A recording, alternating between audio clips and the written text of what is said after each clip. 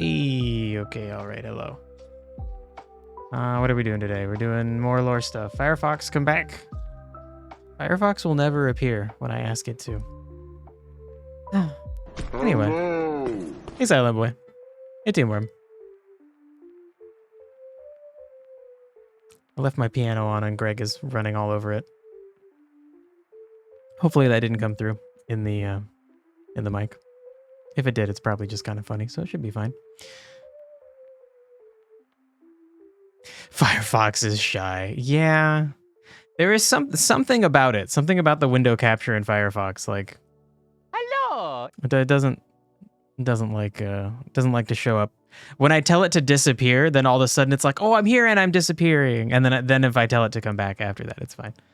It's a strange situation. Also, hello again, Silent Boy. Okay, so what are we doing today? We're doing lore stuff. We need to finish this little magic questionnaire thing that Durg had recommended. Where were we? We're doing tone still? I guess we're still in tone. Anyways, how am I? I'm doing okay. I had to take a week off. I got like a weird abdominal pain issue going on. It's either like a terrible ulcer or a hernia. No idea. It's making it difficult to stream. It's very annoying. But you know, I don't think it's like life threatening. So yeah, I'm okay, I guess. How are you doing?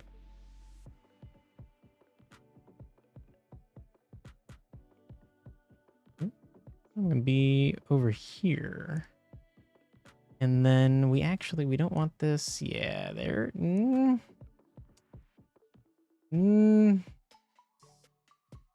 Window capture, you're failing me right now. Okay, you know what? Wow, okay, both of my window captures are like wrong. Okay, you know what? That's good enough. It's all right. You made new characters and started to write an episodic script. For is this for the D&D world? To go through the past to the future like a TV show. That's cool. You got a puppy, sweet.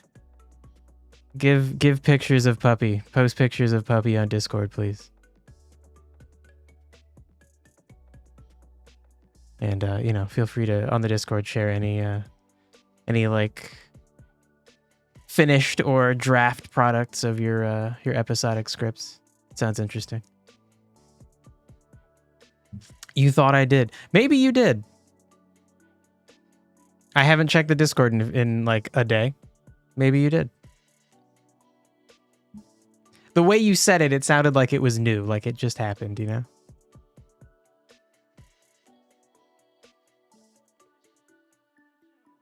I don't know. Okay, so I think we got through all of tone. So the idea of this little like worksheet thing is just to like help flesh out your magic system. Think about it from multiple points of view.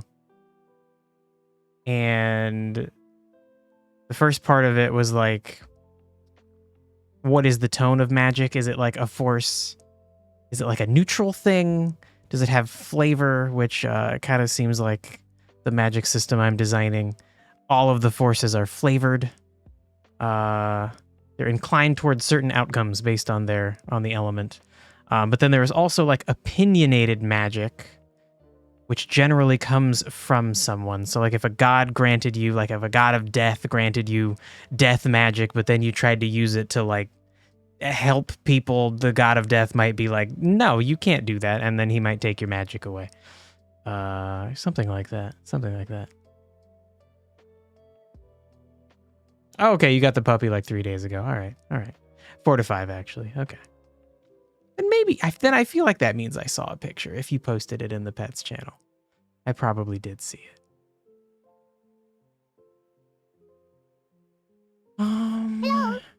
Hey, Crazy Pants. Okay, so I think we got all of tone done, right? We have 8 core elements that are like it's water and ice and wind and nature, corrosion, electricity, fire, earth, some typical things. But then we also have 4 eldritch elements, which are stranger things. I guess I should write those down. And the eldritch elements are opinionated because they don't come from like a connection with nature or like an understanding of a system, since magic is like a system with fuel and rules. The eldritch elements like are weird. They come from gods. They're strange. So we have a weird mix of like, we have flavored elements and then also opinionated elements. You did not in fact post a picture. Okay, cool. Well then I will check it out. I know somebody posted a picture of a dog, but I feel like that was like weeks ago. But you know, I'm old. My memory fails me. Often. Maybe more often than it doesn't. I don't fucking know. Okay, so then I got a question. Let's go into cost. I feel like tone we have. Your question is what the fuck? Hi, Durg. Well, I don't know. I don't know what the fuck. You'll have to answer that for yourself. Oh my god, also Greg always hits my camera. It never stays centered. You're happy to hear me and see me. That's nice. It's nice to see you in chat, Durg. You weren't here yesterday and I was maybe not worried, but you know, like, you live in a dangerous place. So when you're not around, I'm like, oh god, what could have happened? I'll never know. Your dog's name is Nebula. That's a cool fucking name. Dang. Okay, so magic costs. Let's talk about magic costs. Wow, oh dude. Shit. 17 months seems like an eternity. Glad you're still here streaming. Oh my god. Crazy Pants, thank you for being a 17-monther. I appreciate you. I don't appreciate TTS Brian that much, but yeah, Jesus Christ. That feels like too long. Oh my god. Oh lord.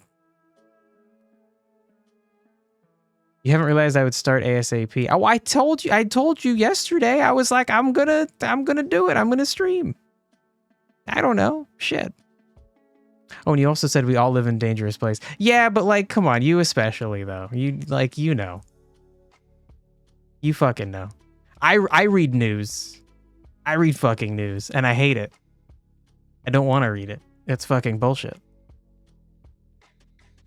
Fucking fuck Putin. I feel like I should just put that in the corner of the stream, just like hashtag fuck Putin or something. Maybe also like hashtag fuck all the NATO countries for not getting involved more. I don't know. I'm a tiny person. I don't know how to do war. I don't know how to do war good and not blow up the whole earth, so I should just shut up. Anyway, okay, we need to talk about the costs of magic. I feel like we did kind of start getting into this. Exclamation mark TTS. Wow, 17 years, time goes by so fast. T-Worm, thank you for being a 17-monther. It's not years. You're trying to hurt me. And it worked. Oh, we got a hype train thing. Cool. All right, great. I'm about to be my last record. You guys have 4 minutes and 30 seconds to beat my 62% hype train record. All right, whatever. Okay, so costs for magic. Let's like actually talk about this. So we did get into this Holy before. Shit, that silent underscore boy just cheered 100. Cheer 100. All right, we did it. Thank you for the bits, Silent Boy. Here, let's. We did it. We fucking We did it.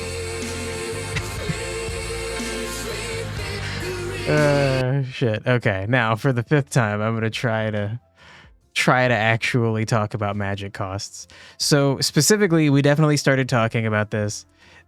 Whoever made this Holy guide. shit, that silent_boy just cheered 100. Cheer 100. Sweet. I think I need to tone Brian down. By default, he repeats that in a weird way. I don't know. Silent Boy, thanks for the extra bits, my dude. Okay, magic has to have a cost, right? This is the person who wrote this specifically notes, no cost is a curious option and one to not take too literally. And I guess the idea would be that if magic had no cost, it would just be insane. Everybody would just be doing crazy magic all the time. Sure, there's usually some cost, even if it's the price of a pointy hat and the opportunity cost of studying magic rather than getting that MBA. Sure. Okay, so there's always some cost to magic. And I think we do want to dabble a little bit with magic as a science.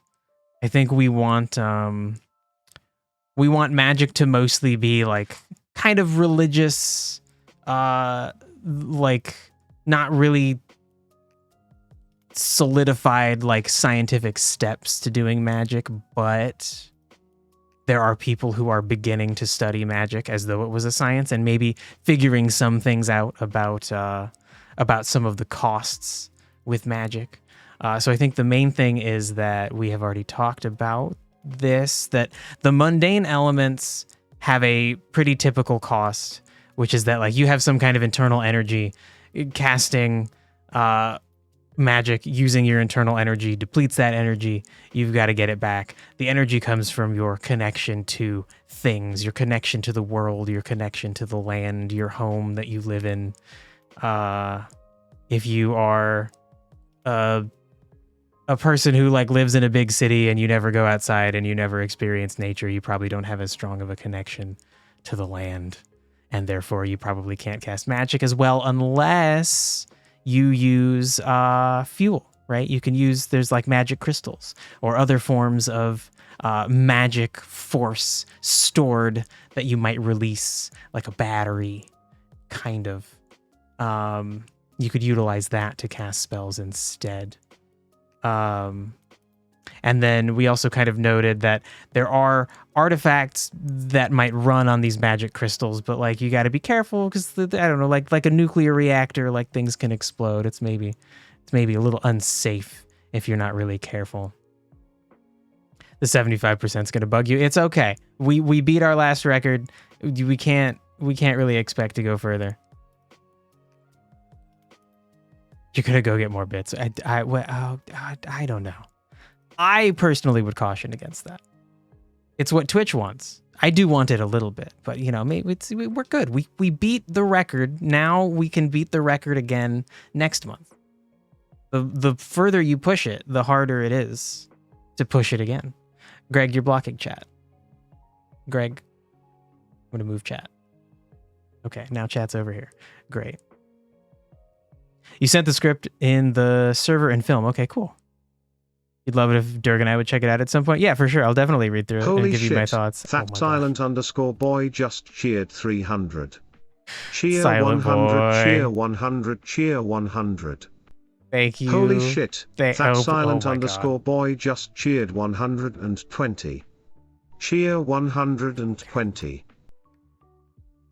All right, okay. Calm down, everybody. Calm down, Brian. Oh, it was too late. Oh my God, Silent Boy. Twitch fucking got you. Oh, I'm so sorry. Dang.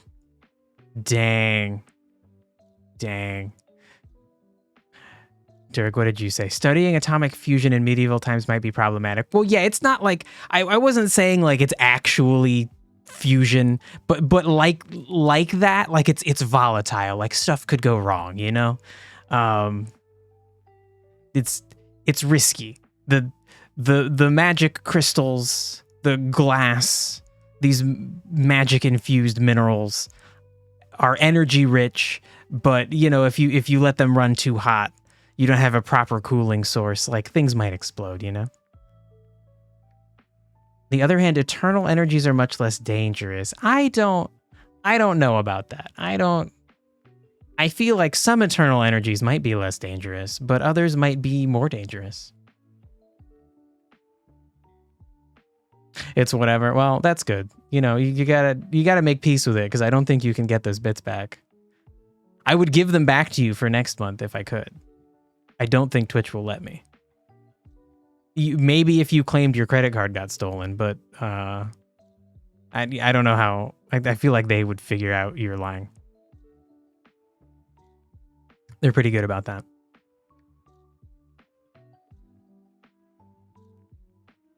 Okay, so the other thing is we did talk about the cost of the Eldritch elements. I'm gonna note down what the Eldritch elements are, kind of like I noted these. So in a weird little like it's turtles all the way down kind of situation, the 8 core elements are all different expressions. Where are my lists of elements? There we go. 8 core elements are all like expressions of a fundamental force. And so a good example, a good metaphor, I think, would be like, you might think electricity and magnetism are different things, but they are part of the same fundamental force, which is electromagnetism. They're just different expressions, very related expressions of the same force. And for a while, scientists didn't know that they were just the same thing. And then people figured out like, oh, actually, yeah, it's just one fucking force. So in a weird situation, one of the Eldritch elements is directly harnessing that like unbridled elemental force at its core, and that force does itself make up the other 8 elements. And so some of the spells for this might be like random. You might like randomly get some kind of element out of it, or you might be able to choose an element. You might have a spell. There's a good example in Baldur's Gate. I think it's called Chromatic Orb. Like anytime you cast it, you can just like choose what element spell it is. It always feels like it wants you to do 1 or 2 elements. There's like 1 or 2 elements that are better. Like the electric version of it like hits harder. I almost always choose that, I think. I don't use it very often. I'm not a magic-y person. I'm a barbarian person who has to play a magic-y person sometimes. Because we have 3 people and we have a 4th person a 4th NPC joins the party and I control them. And depending on what we're doing, it might be a magic person. So anyway, so that is what force is. It is one of the 4 Eldritch elements, but then it also force is all 8 of the core elements. And then the other Eldritch elements are like psychic spells and interactions, spoopy brain shit, sound, things like resonance and harmony, like controlling the like resonant wave structure of the universe. Probably at some point I need to change it to like sonic. I feel like that sounds better than sound. Especially with psychic and cosmic. They're all icks. And then cosmic is just kind of fun, like a catch-all, like weird spacey wacy stuff. Weird space magic shit. Like influence from the stars or misleading people with otherworldly magic. Just the really weird shit. And so then these forces, unlike the mundane forces, you can't just like directly use magic crystals to cast them. Or perhaps you can, but nobody has found a magic crystal that aligns with these elements. So as of now, the only way to cast these spells is to make some kind of connection or deal or learn some kind of knowledge about a weird eldritch god. The eldritch gods are just like Call of Cthulhu, H.P. Lovecraft. They're just weird beings who are up to shit, they like live outside of or on the edges of the universe. Nobody really knows what they're doing or why. Sometimes they fuck with mortal affairs, but like for the most part, they're out doing weird shit. And if you do pursue knowledge, it can lead to death or insanity. That is directly ripped from Lovecraftian lore. So definitely these elements are like influenced by that for sure. And then also casting powerful spells have great risks. Things might backfire. You might get a result you don't want. Especially if you don't know what you're doing, right? And it's hard to know what you're doing when learning about a thing makes you go crazy, right? Like you don't know if you actually can cast the spell. Like you think you can probably at some point, but like maybe you can't, you know? Hey, Dirk's back. Welcome back, Dirk. Okay, so that's all I needed from here. We're gonna go back to this spot, which will be where we jump back in, outlining the first region when we're done with magic. Okay, so we have talked about the costs. So now we need to look at limits. The third factor is a little bit of a cheat because it also speaks to the tolerances of your table. Oh, probably like table as in like if you're doing a tabletop RPG. Sure. Strict magic systems with spell lists and direct effects appeal to some players, while more loose interpretive systems appeal to others. Yeah, I feel like a bit of both is in order. Like and I feel like D&D does this. Magic can be something you study, or it can be something that just like naturally flows through you. Of learning a fireball spell can be because you read a bunch of magic words and an explanation about like how to channel magic, and you do the pose and you say the words, and then like you channel the magic and you cast the spell, or you just feel it, like you dream about making fireballs, and you just wake up one day and you just like in your mind you're like, I can just make a fireball, and then you do. That's, you know, that's there are two ways to go about the same result, right? Like I'm sure there's probably like other things that maybe you could draw a metaphor, like being a craftsman. Like there are probably people who I don't know, like there was a cool picture on Reddit of a D20 from ancient Egypt, like for like 300 BC or something. That the person who made that D20, like they probably didn't do as good of a job as a machine that makes a D20 like today, out of like nicely balanced mold injected plastic or something. But the result is mostly the same, right? One of them was probably like carefully done, but all by human hand, and then the other one is like mass produced. There's a human at the source of all the calculations, and humans that made the machines to make the dice, but a different end result, or no, the same end result, which is a D20, but just different ways of going about it.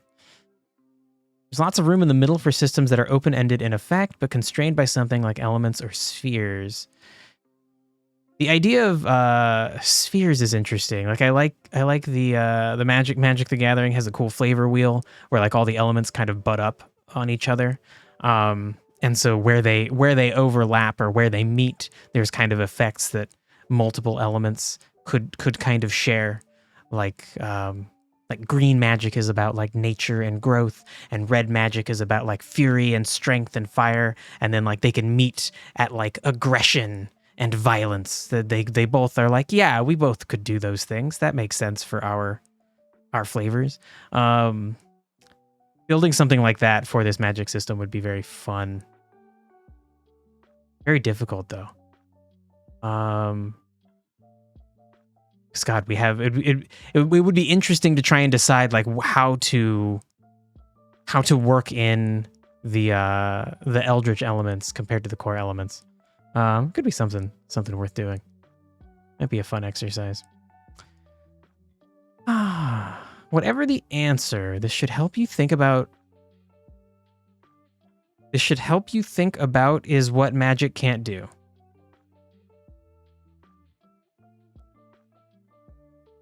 That sentence doesn't make sense to me. I think it's an incorrect sentence. But okay, whatever the answer to your limitations, it should help you think about what magic can't do. It's mechanically easy to make a system where magic can do anything. Create a magic skill, then let players roll it for everything that they can describe magically. But that tends to be boring. Limits are a big part of what makes magic feel magical, and in turn are a big part of how they can be flavorfully implemented in play. So maybe this is boring. This is probably the most typical thing for a video game magic system. Like, the limits of what you can do with magic are related to like your knowledge and your like your capital. How much do you know about casting a spell, and then how much fuel do you have to cast that spell? Maybe you know how to cast a spell that could like make meteors fall onto a city, but like you don't have the fuel to fuel it. And if you gave up all of your internal fuel, it wouldn't be enough to actually get the spell going. It would just kind of like fizzle out, and like maybe like a little tiny rock would fall on the city instead. But if you were like a billionaire in this world and you purchased and collected a bunch of magical crystals to then use as fuel, then maybe you could do it. Maybe you could do it. And then certainly the larger the spell, maybe the more room there would be to maybe you messed up the calculations, and you needed more fuel than you thought, so the spell wasn't as spectacular as you thought it would be. Maybe you don't destroy the whole city, you destroy part of it. Maybe you miss. Maybe it's probably hard to aim conjuring meteors from nowhere, right? So I think maybe that's an interesting thing to note. Like the greater the effect of the spell, the greater the cost, and the harder it is to perform successfully. So like errors are more likely to occur, right? Like if you're just casting a little tiny fireball or something, and you've done it 1,000 times, you'll probably be able to do it correctly every single time. Sometimes you just cannot do certain things. Yeah, I think like obviously if you are trying to like I think there is some kind of limit on like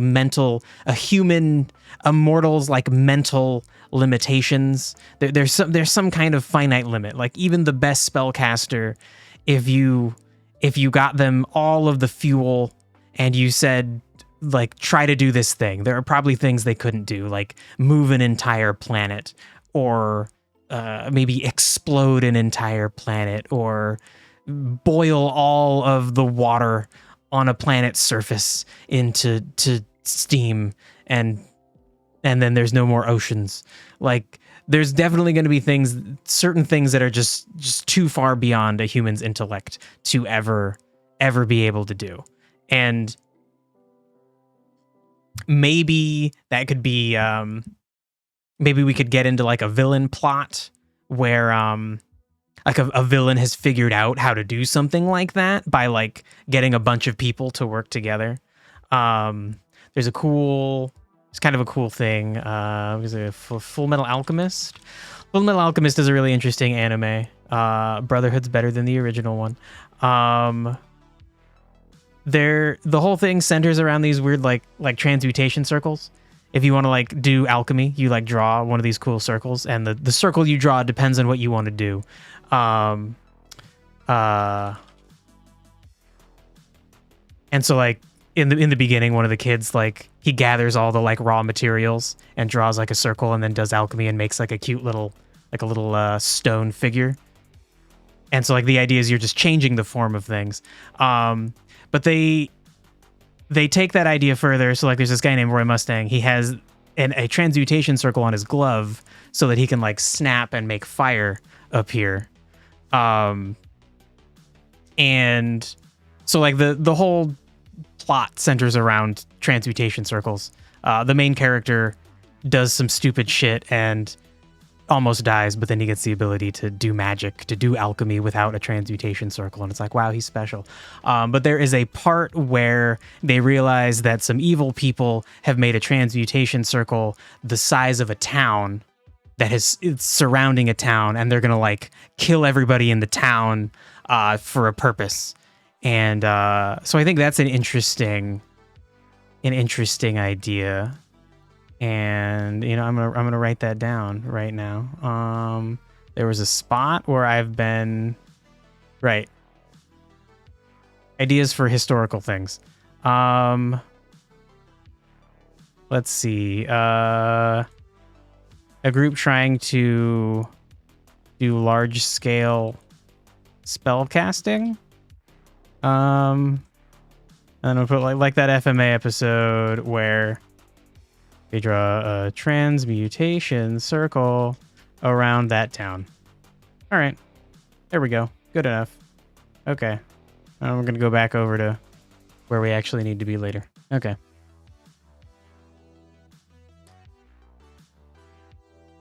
There are limitation categories. Ooh, yeah, that's a good way to think about it. Sure. Sure.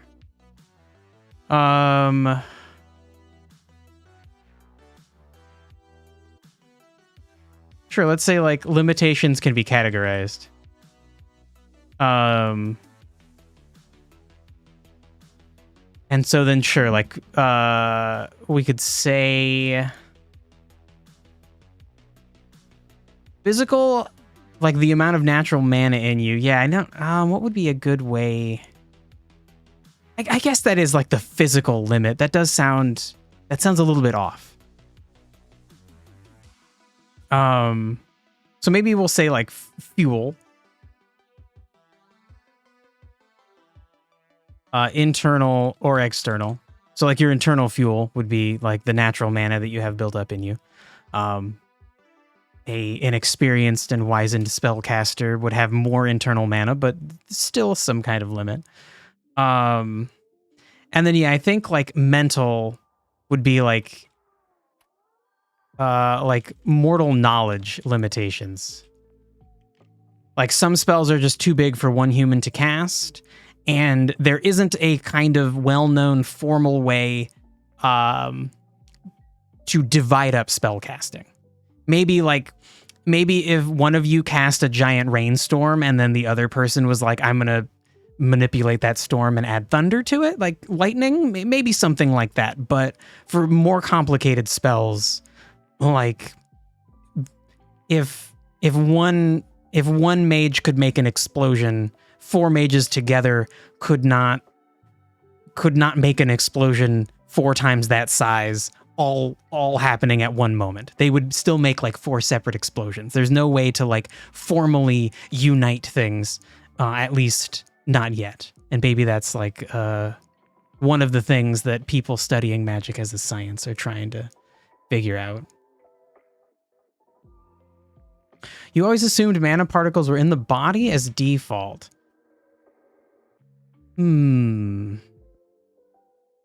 Yeah, I would say for the most part that would be true. The only... Got phlegm in my throat. I would say the exception to that, though, where things get weird, is for like demigods, because their body is just kind of a representation of their soul, of their mind, and their actual power lies elsewhere. It's kind of in an intangible place that maybe will be more tangible in the future. I have some plot ideas that will involve where the demigods store their mortality, where they store their energy and their form.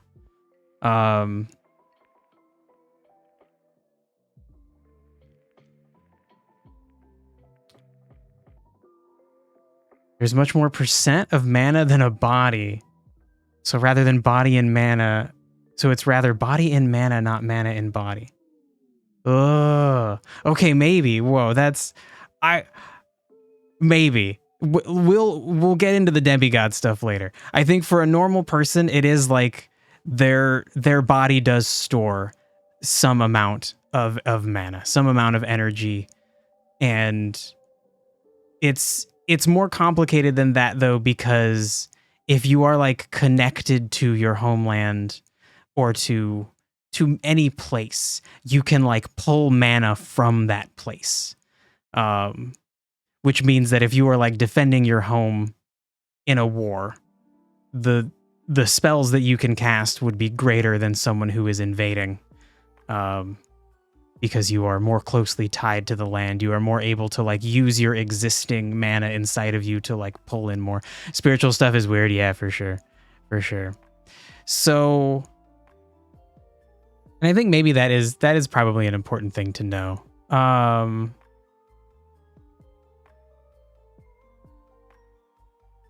feel like internal mana is tied to one's connection to parts of the I guess we'll just say it's tied to parts of the earth. And we'll say draw mana from homeland. Could we just be on one line? The mana is tied to one's connection to parts of the earth, because it's like it's not the entire planet, but each individual place. How well do you know it? How dedicated are you to it? It's like as if the planet itself had some kind of defense mechanism, right? That the people who are more in touch with it can draw power from it, kind of. Shit. I didn't turn my phone on silent. Okay, so what were the other fuel sources? So internal, external, and then mental. And I think for mental, we should note that it's both like academic, but also like emotional knowledge, right? There's like mortal limitations on both of these. There's only so much you can learn in an academic sense, and you can only be so in touch with your emotions. You can only feel things so much. You're limited by the fact that you are a mortal being. Nope. Yeah, I guess I'll just leave it like that. Fine. Okay. And so maybe I feel like this is probably the most boring part of this system. This is like such a video game thing. But I kind of like that, because then like it leaves room for stakes that the player can predict. Like if you have kind of nebulous limitations on magic, then like at any moment, like some evil guy could show up, and then I as the game creator can just be like, yeah, he can do magic like way better than you've seen before. Dang.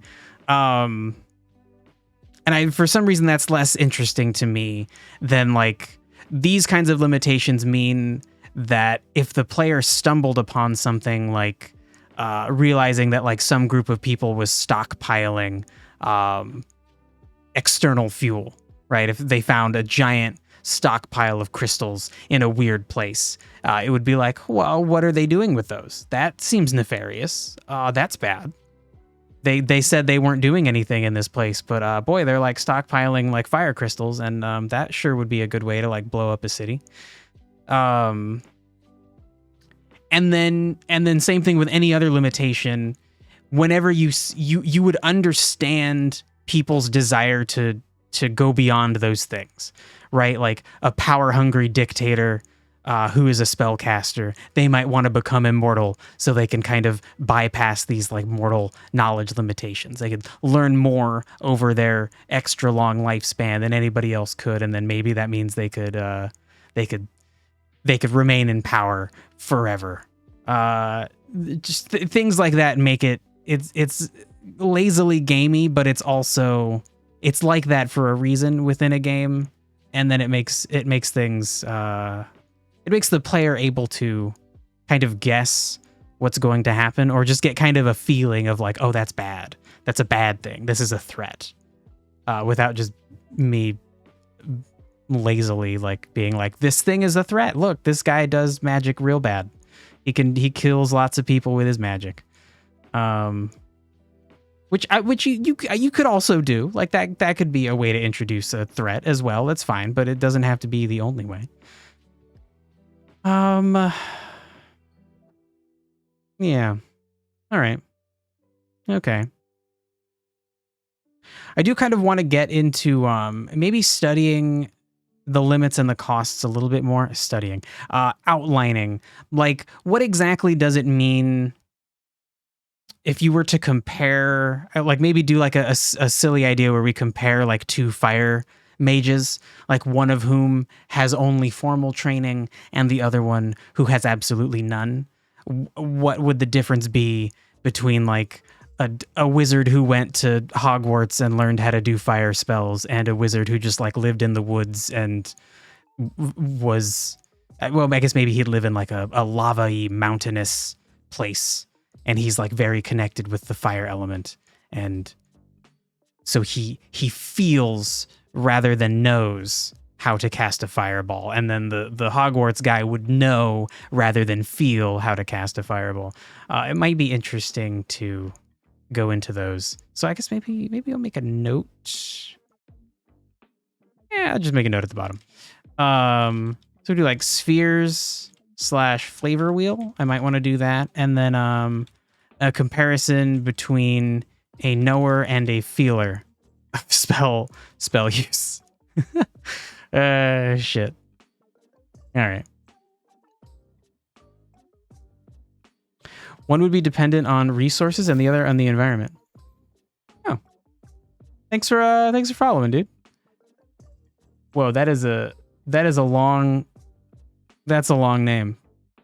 Long live Chow 86 Twitch scam. Oh. Oh boy. This is fascinating. So like obviously I'm gonna ban you.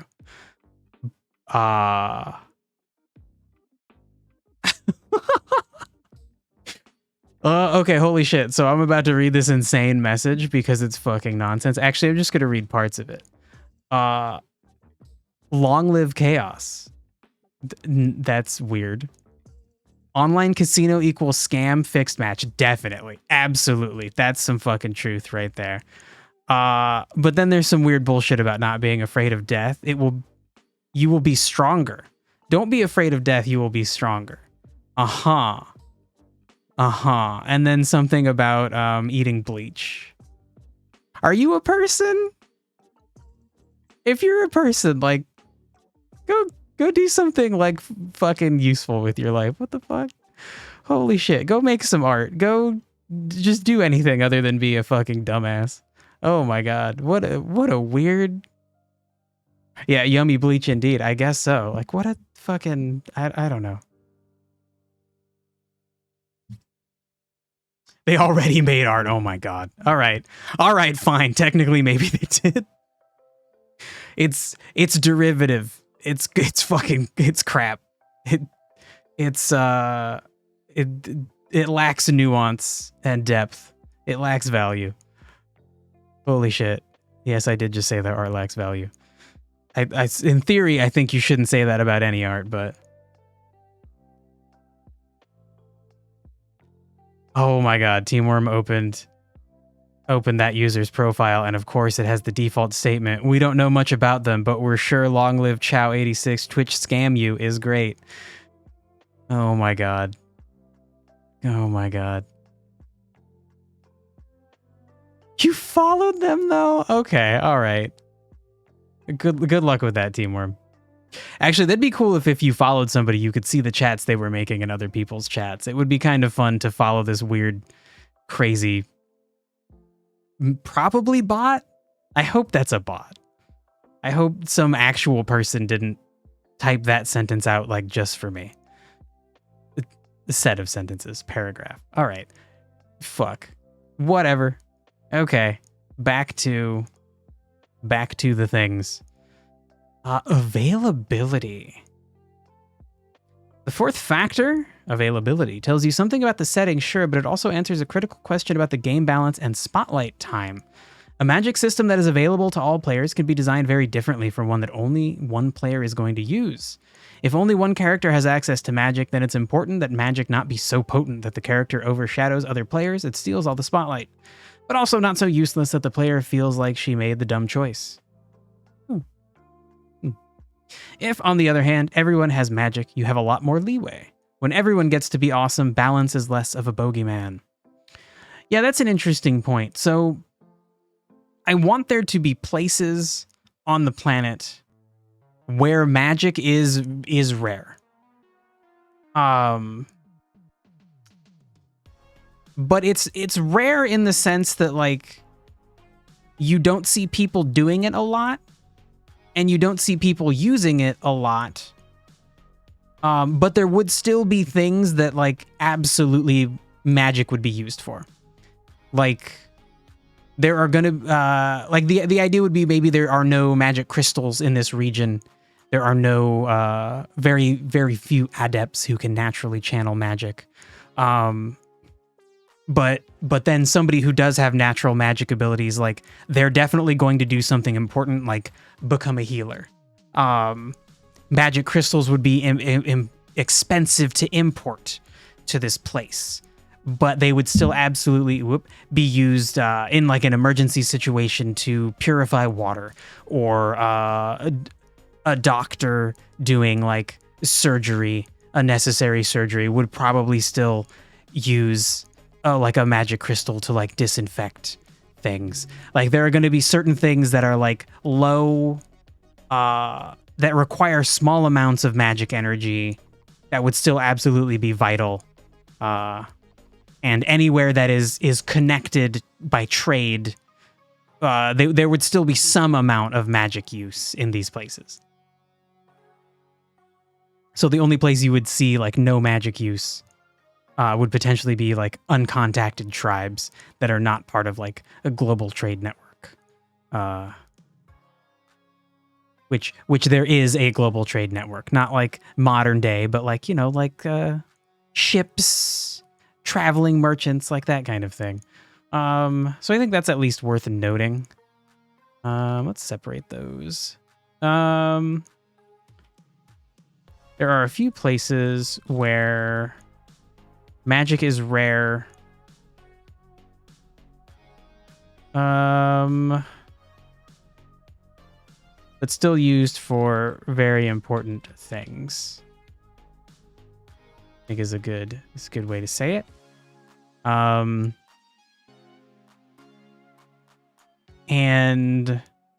I'm not really sure how I might want that to factor into the plot. I have kind of thought about, like, the places that don't have magic, if they're going to be relevant, they kind of either need to be, like, a force to be reckoned with. Like, maybe they have, like, technology. They've got, like, steam and oil technology going. They're like a steampunk empire that runs on like fossil fuels or something like that.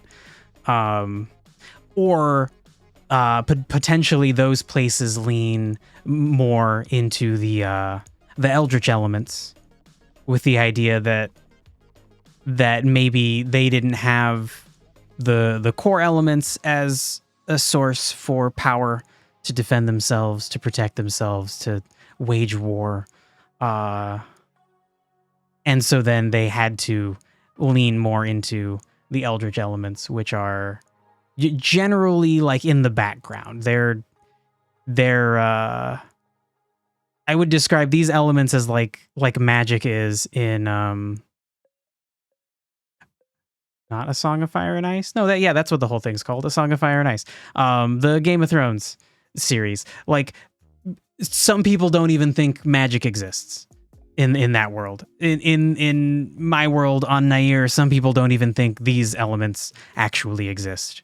Nobody would doubt the existence of the core elements. They're fucking everywhere. Like that would be crazy. And okay, maybe like the people who doubt it are like people who think like the Earth is flat, or that like 5G, like I don't know, is reading your thoughts or whatever the fuck they think 5G does. Like maybe there's some people, but it's like okay, buddy, you're dumb. Don't be dumb. Stop being dumb. There are actual cool conspiracies that are true that are terrible. Focus on those. The government like gave people like syphilis and shit. Like that's enough. That's enough of a fucking thing. Go be mad about that. Fuck. Okay, so our next thing is source. The final factor is the most and least important. Okay, buddy. It doesn't matter much what the answer is, but it matters that you have one. The better you understand where magic comes from, the better you can understand what it can do, and sometimes more importantly, what it can't do. You're under no obligation to share this explanation with your players. Yeah, I like that. But boy, am I gonna hint at it. Each and every game is an inevitable comment on reality. Yeah. I think I like how like because it's made by a person and we're so like grounded by all of our experiences and shit. Like how could you you couldn't avoid that. It'd be interesting to see someone try. Like even if you made a game that was about not making comments on reality, that itself is like kind of a comment. Which I still don't even think you could achieve that. Your game would have to just be like a blank screen. And then honestly, I think even then you're kind of making a comment. You're making a weird comment about how you can't achieve the goal. Being a human is so fucking weird. Shit's crazy. All right. You're under no obligation to share this explanation with your players, and in fact, this is an area where we actually encourage a little discretion. Not because you can't trust players with the information, but because your magic system is going to feel a hell of a lot less magical after you've explained it all. Yeah, for sure. A little bit of mystery is essential to the magical feel. I definitely want there to be like multiple ideas of where magic comes from, and then like let's see, so like maybe scholars are like, okay, well maybe magic comes from this or from that or from this other thing, and like most people think it's from the third thing. That's hard to do. Most people think it's from the third thing, but actually it's from some other fourth thing, and the player will get hints as they play throughout the game that like most people are wrong, but it's got to be understandable that they're wrong. And then the things the player will see as the plot escalates and the player ends up being like, oh, whoops, I saved the world. You know, when the player goes to save the world, in doing that, they will end up understanding how the magic system works, and maybe not fully. There's like maybe it's like Dark Souls. You can play through it and kind of get the idea, or you can play through it and like read every single fucking piece of every single item, listen to people talk over and over until they repeat themselves, and then go watch like a 2-hour YouTube video where somebody's like, okay, I think actually here's what magic is, and here's why. That's my goal. I think that's quite a lofty goal, and that's I think something. Let's make a note about that.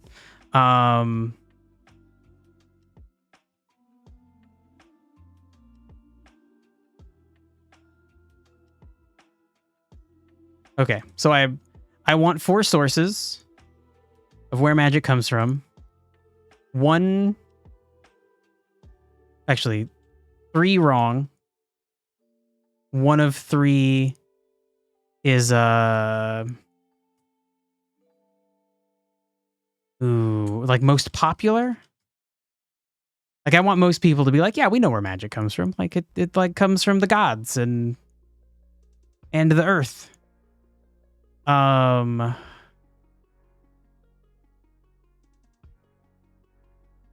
then I kind of also want one of them to just be like,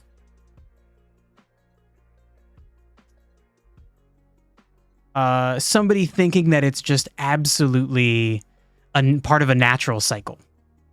And then that's it. That like every planet just has magic. Little do they know, like Earth exists and we don't have magic.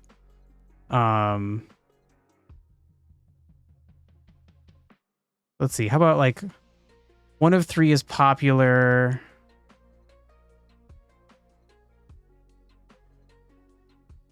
One of 3 is mundane. Maybe mundane is a good way to say like there's somebody who's just like, yeah, it's just like a natural phenomenon that's everywhere. Whereas the truth of it is going to be that it is some kind of natural phenomenon, but it has some like crazy bizarre source that makes it rare and valuable, and that rare value ends up being a plot point. It ends up being the reason that like this planet gets attention from some big bad evil guys in the future. Potential like sequel stakes going on. The magic crystals are valuable. All right.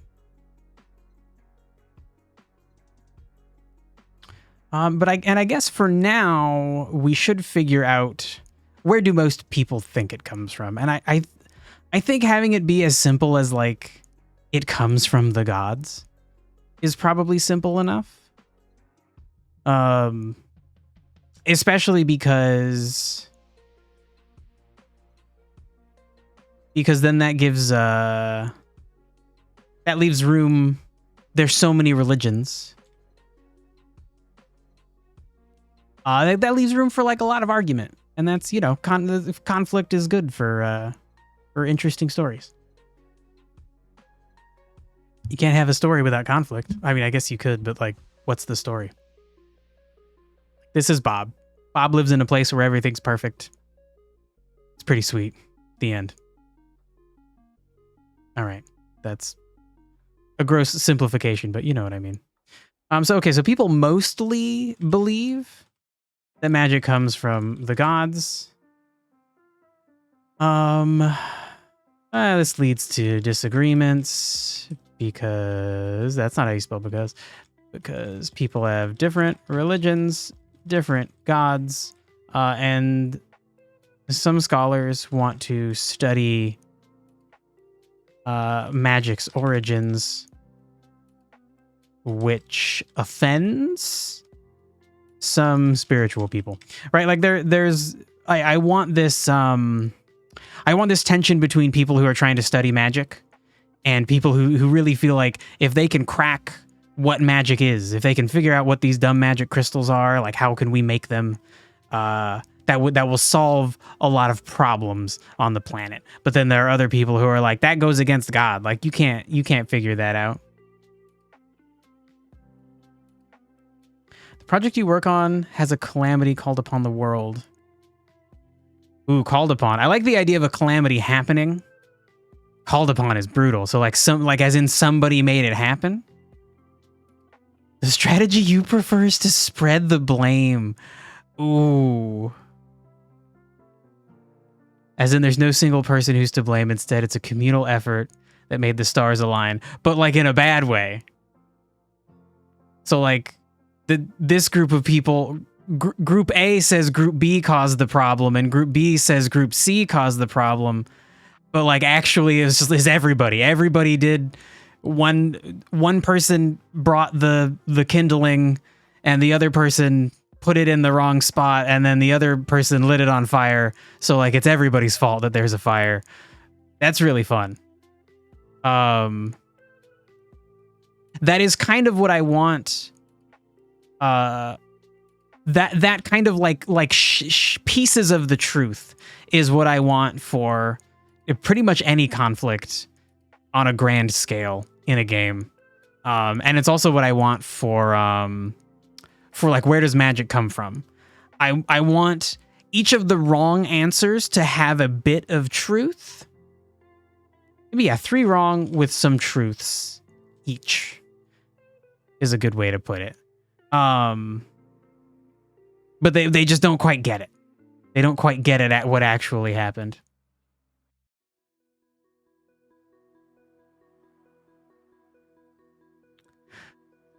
Dang, so you're saying a communal effort even more like the population smokes 1 cigar each day, so they all added to air pollution. Oof.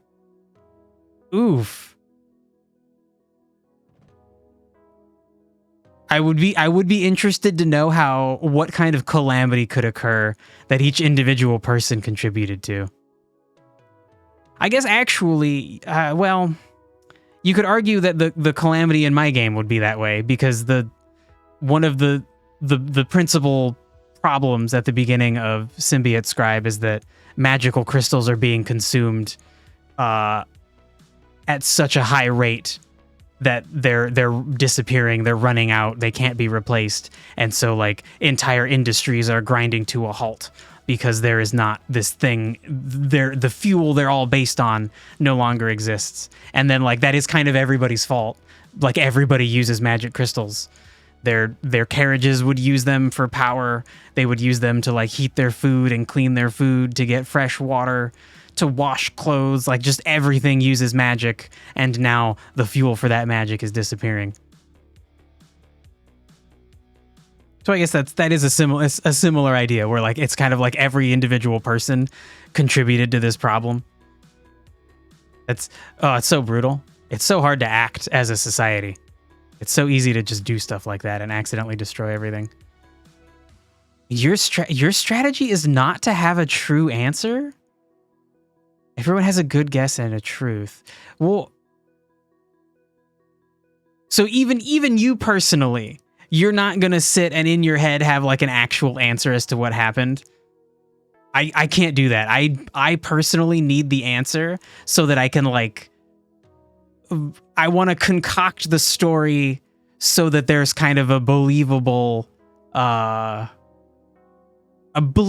misunderstanding. And I feel like I can't do that unless I personally know what the problem was.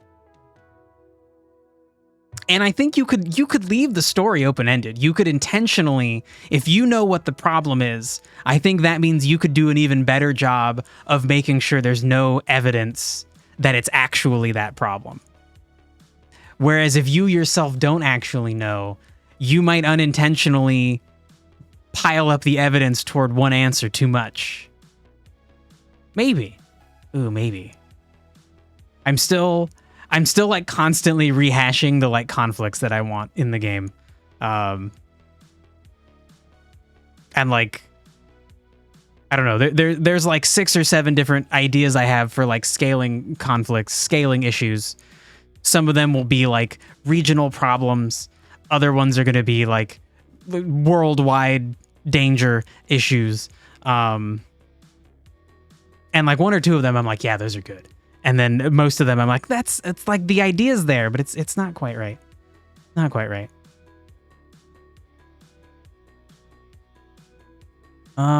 So yeah, I think in the future, we'll kind of try to outline a little bit more about the magic mystery. And you know, like maybe when we do that one, like if you think maybe you'd want to play my game, and you don't want that spoiled for you, you know, like don't just like fuck off, don't watch it, because they'll ruin it for you. I'll try to not mention the actual answer in other streams, but we will have an answer as to what magic comes from. Some people choose their truth not on the basics of logic. Sure, that's true.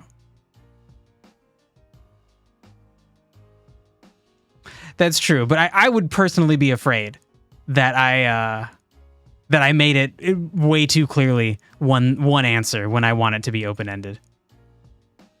And I think what I want is for I want for people to be able to guess, but I want I want people to disagree. I like the idea of each side having their evidence of what the actual truth is, but nobody has anything that actually makes the other group wrong. And that seems really hard to build up. You essentially need to have it's like a criminal case where you don't have any really conclusive evidence, just a lot of circumstantial evidence that's like, well, yeah, I guess maybe this guy could have done it, or this other guy could have done it, or this other guy. We just don't know. And then hopefully each person who experiences the game would have a feeling. They'd have a feeling of who they think did it, but they would never really know.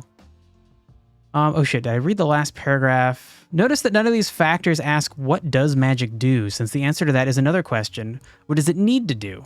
Hopefully you have a grasp on that, because if you don't know that, nothing else is going to work. Because I need to have a magic system is not a good enough answer. Okay, so that's something that I think about a lot. I think what does magic need to do is an important thing that everybody should think about. I think the reason that science... Whoa, sorry, Greg. Oh my God. Sometimes I breathe a little bit too hard on Greg and she's just like chilling out and then she's not chilling out. I think for science fiction and fantasy writing, the value of magic and magical technology in the case of science fiction is two things. One, you can tell a fun, flashy story, right? Like Harry Potter's just fun. It's fun to be like, what if I could just like, I'd make a deer guy? What if I could just levitate some things? Like, that's just fun. It gets it, like, humans want to do that. But then beyond that, having these fantastical or future scientific things lets you build a story that is like, it's extreme in very specific ways. You can add magical systems into your story, or sci-fi systems into your story, to really get at some kind of thing that you are trying to get at, either like a lesson or a viewpoint, even if that viewpoint is something like communism bad. Maybe, I don't know. I think communism good, but maybe you think communism always leads to fascism, which like it fucking certainly has most of the time on Earth. So then you can like tailor what happens in your story and how magic or technology works to really put that idea on the forefront of the story, of the plot. You can like really extremify it. And so I think that is kind of what magic does in my story. What I want is to like kind of show a world where everybody could have everything they want, but they don't, because people are like selfish, greedy assholes. That is definitely going to be like a very intentional underlying truth in the universe that I'm creating. And I think that magic is a really good way to kind of create that. Like with a few magic crystals, you have like everything you need. You can make clean food, you can cook food, you can like clean and repair your clothing if you have a little bit of knowledge, like a tiny bit of knowledge and a few magic crystals, and like you can live a like long, happy, good life. But a lot of people will not live long, happy, good lives because other humans are, well, maybe not humans, other Nairans are greedy little assholes, and they're gonna make other people's lives shitty. And then again, magic extremifies the conflict because of the way that if you are defending your home, you are more capable of drawing on power.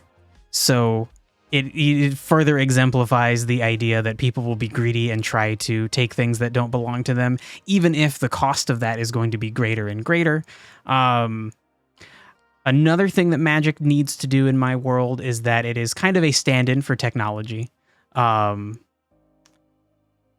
there will be magical versions of lots of things or magical alternatives to things that allow this world to be more relatable from someone in the modern day.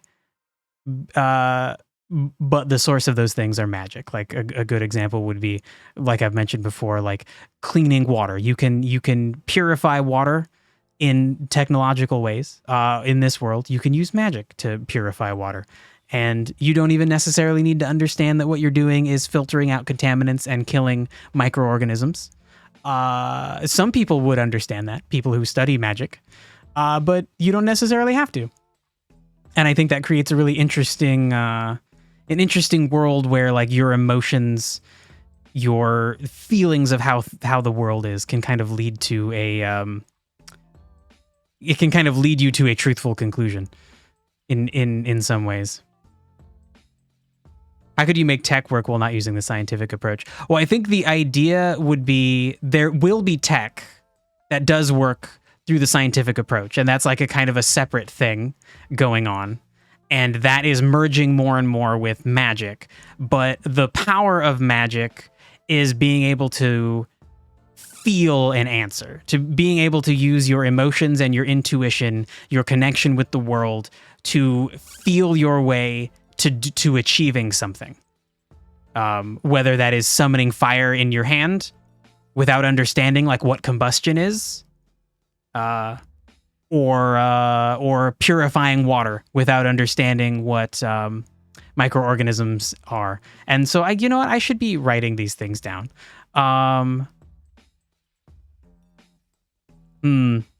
Okay, so I need to divide these up, right? So we'll leave notes at the end, but we definitely should organize things in cost, and maybe I'll do this after the stream. Cost, availability, and source. The problem became at the beginning that I was kind of answering these questions while I was answering the questions of future sections while trying to just answer the questions of the current section. So it was cost, availability, and source. Okay. And cheese! The trailer for the Minecraft movie released 4 hours ago. I'm going to Google that. And I will watch that after the stream. Thank you. I hope it's good. Oh no. What if it's bad? That would be such a sad thing. Oh my God. I hope it's good. Cheese, does it look good? Does it look good or does it look bad? Like the Mario movie looked like it was probably going to be pretty good. Like maybe it wouldn't be, but it looked like maybe there's a pretty good chance it was going to be good. I hope it's like that.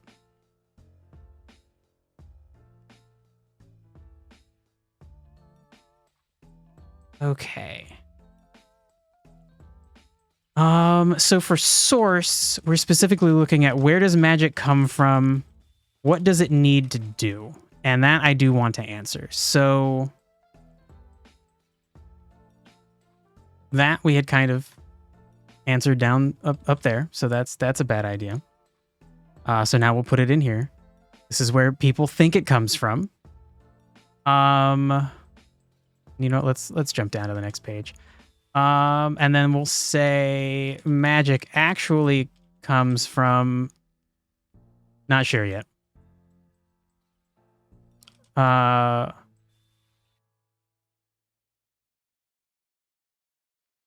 the players and the people of the world will never know for sure. And maybe one or two people will. There might be one or two characters, somebody who's kind of like outside the plot, but maybe steps in every now and then. A kind of like observer, a detached observer that might actually understand how magic works.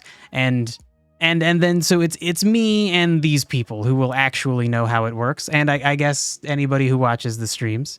But the goal will be that there is no that like the players won't actually know.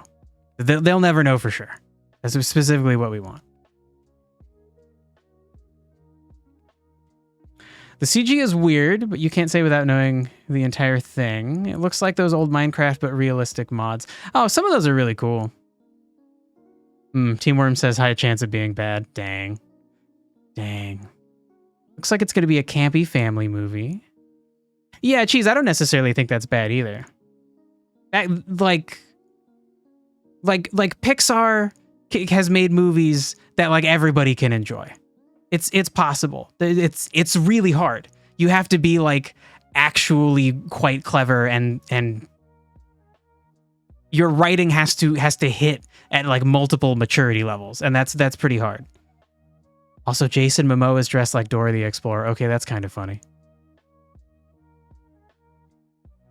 Someone pointed out that Jason Momoa looks how right-wing people would draw trans girls, and you can't disagree. Oh my god. Interesting. Okay, that sounds at least like the trailer is going to be entertaining to watch. Cool. Thanks for the info. Also, I like Jason Momoa. He seems like a very nice human being. And I've seen him in like 2 things, and he's an okay actor. I guess maybe Game of Thrones didn't really let him exercise his acting range, so maybe that doesn't really count. He just kind of had to be like a stoic brute with some redeeming qualities, I guess. It's the idea. Anyway, back to magic. So the things that magic needs to do. So magic replaces tech. What if you could make fire without knowing about combustion? What if you could purify water without knowing about contaminants or microorganisms? Right? And then what are the other things? Magic allows for extreme situations to present ideas clearly and cleanly. Maybe we'll say extreme or absurd, right? We can come up with situations where like boy, in a world with magic, you can be like way more evil than you can probably be in the real world. Because anything you could do in the real world, you can do in this world, but then you can do so much more because magic exists. Probably some really fucked up shit that you could, like crazy ways to torture people I can't even think of because I'm not that creative. But, you know, with a magic system, there's probably like tons of shit you could fucking do. That's fucked up. Jack Black is Steve. Okay, I like Jack Black. And he doesn't seem to be the main character. Okay, I was about to say, well, you said it was a campy family movie. I didn't know you meant there's actually a family. Okay. That's kind of fun that he's not the main character. I'm so intrigued. When I heard there was going to be a Mario movie, I thought it was just, I thought it was going to be bad. Steve is just Jack Black wearing a t-shirt. Does he look like he fits in the Minecraft world?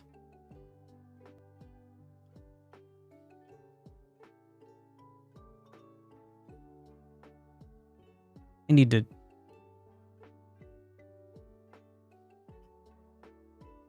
Okay, like, no, not really.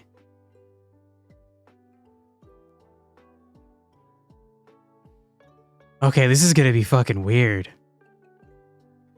Alright. Okay, it's fucking whatever, I guess. Oh, shit. Okay, I'm gonna be a little bit smaller. Oop, shrinking. You love those few seconds of shock. That seems like such a weird way to do it. To like he's just a person in the Minecraft world. He's not like pixelated or strange looking, or like it's not like Mario where it's just fully 3D animated. Like you could make a Minecraft person that looks like Jack Black. Holy shit! It's gonna be weird. They have a problem to overcome, and maybe they'll do it. I hope they do it. I would rather there be more good films in the world than bad films, but that's a fucking choice, man. Oh boy. Oh fucking boy.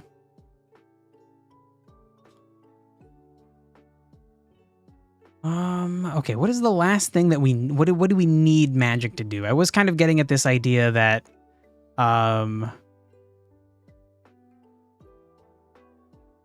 magic is kind of a way to reward that magic can be a way to reward righteousness, I guess. I was kind of getting at this idea that, like, if you're defending your homeland, if you're defending a place you're connected to and care about, you would be able to draw power from the earth, and therefore be more effective at defending yourself. So two equal forces, when going up against each other, the defenders would always win, or would be much more likely to, if they are truthfully equal. And so, like, in that way, magic can be a way to, like, reward righteousness. But not always, right? Like, you can still like gather power and do some evil shit with magic. But it does seem like it kind of tilts the scales. And I like a world. Sometimes I wonder if our world has hope, like maybe I feel like maybe humanity can make it, but like maybe we're just all going to die in like 40 years from like pollution and global climate change. And I feel like maybe this desire to have a fictional world this way is some kind of manifestation of that. That this is me being like, okay, but my world that I've made definitely has hope. And part of that idea for hope is that magic can reward righteousness.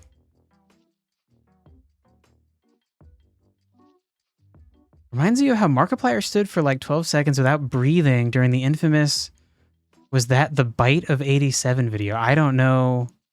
That's another thing I'm going to look up.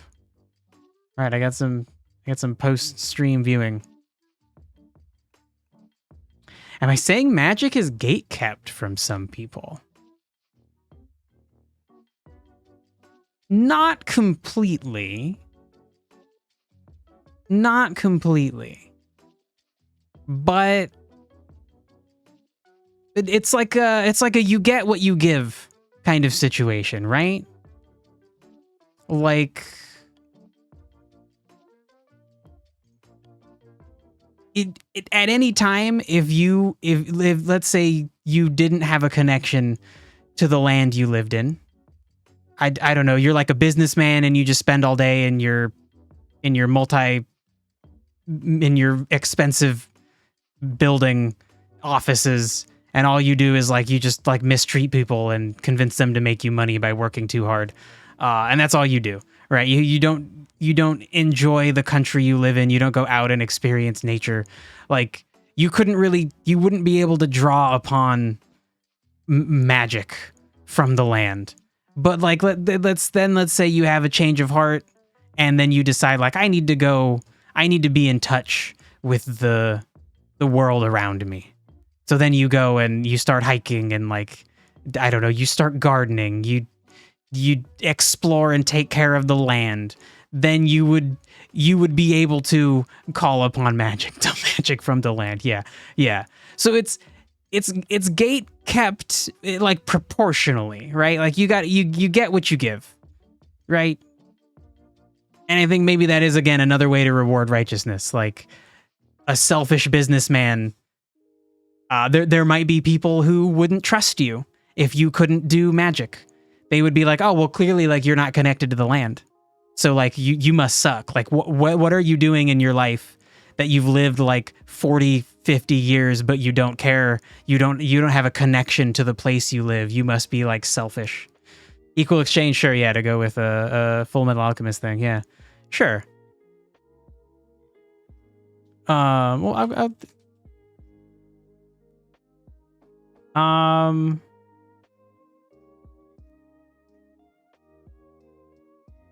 maybe like I don't know how to say it. You get maybe like proportional power. The more you give, the more you get. Anyway, Cheese, I did see your message that you twisted your foot, and I'm so sorry. I have also had physical maladies going on, and it sucks. It's kind of annoying, like when you're healthy, you just kind of like, you just don't think about that you could be not healthy, and then you become not healthy, and you're like, fucking, Fuck, just go away. Just let me go back to not thinking about how this part of me doesn't work. It's hard to appreciate it when you have it. Yeah. Okay, so now we have magic and fate. The purpose of rules is to give you the tools to translate your speaking and imagining into a structure that lets them be shared. Yeah, sure. That presupposes that you have something you want to share. True? Okay, I do. Yes. Okay, great. Yes. Fate is a representational game. That is, if you have an idea in your head, it provides you with the tools needed to express that in play. Okay, so this is specifically about this toolkit, which is called the Fate system. Okay. Do you need characters to be able to do something? Make sure there's a skill for that. Do you have a trick you want them to do? Create a stunt. Want to drive home a thematic element? Put an aspect on it. Okay, so that this might not be fully related, but it's probably worth still reading. Windows close them. Great, it's freaking hot in here. One moment. Oh. You wouldn't believe it. They were already closed. I thought we opened them last night. Okay, that explains why I'm hot. Oof. The doctor requested 7 days of recovery for your foot, but only gave you a medical license for yesterday, the day you twisted it and went to the doctor. What? Bro, that sucks. I feel like because like schools and employers sometimes are like very like they want stuff like that written down. I feel like there needs to be a practice where doctors like write that stuff down and then sign it, and then you just have it on the off chance you need to like show it to somebody. That's the price of free healthcare, you guys. Well, yeah, but like it should be good. It should still like that's just a communication problem, right? Like it's crazy. Like some guy went to medical school for like years and then just like failed you by not writing out what he told you. It's such a crazy like that's where the problem was. Fuck. Also, you don't have Twitter anymore, yeah. Well, to be fair, nobody has Twitter anymore because now it's called X. But honestly, I think it's really fucking hilarious that Brazil just banned Twitter. It's fucking hilarious. And then Elon Musk like threatened Brazil's president like weirdly on it's X Twitter. Oh my god. Yeah. XX Twitter. I don't know. Anyway. Let me quickly read through this. Maybe we don't need to know anything about this because this is specifically about the Fate system, which is this toolkit is for Fate, like the game, or it's an RPG structure. I don't know. Same tools are available to you when you add magic into your own game. Just like the rest of play, there's no one single right tool. Depending upon what magic looks like in your game, different mechanics may be the right way to capture it. Sure. I already have. It's like I already know all that. Maybe not fully though. There might be some cool ways, some cool mechanics yet to be added that could be influenced by the magic system. Or I will think of a cool mechanic and then think of a magic. An aspect of the magic system that would explain it. Magic systems that follow serve two purposes. First, each one is a functional magic system that you can drop into your game or hack to serve your own purposes. That's important, but it's almost secondary to the other purpose. Each of these systems, each of these systems is also an illustration of how to apply mechanics to deliver a certain kind of effect. Okay, that's cool. That's how we end up back at punching. If you know Fate's rules well, I don't, then it's easy to adjudicate a punching scenario. And only slightly more complicated to come up with your own system for fisticuffs. Okay, we are talking about like hand-to-hand fighting. By the time you get to the end of this, the goal is that you will feel equally comfortable taking a magical idea that you're carrying around and be able to translate it into mechanics with the same ease that you do more mundane challenges. Okay, all right. Yeah, Cheese, I blame Elon Musk. Elon Musk is a giant dumbass. If he just didn't buy Twitter, I doubt it would have ever been banned in Brazil. But, you know, but he did. So here we are.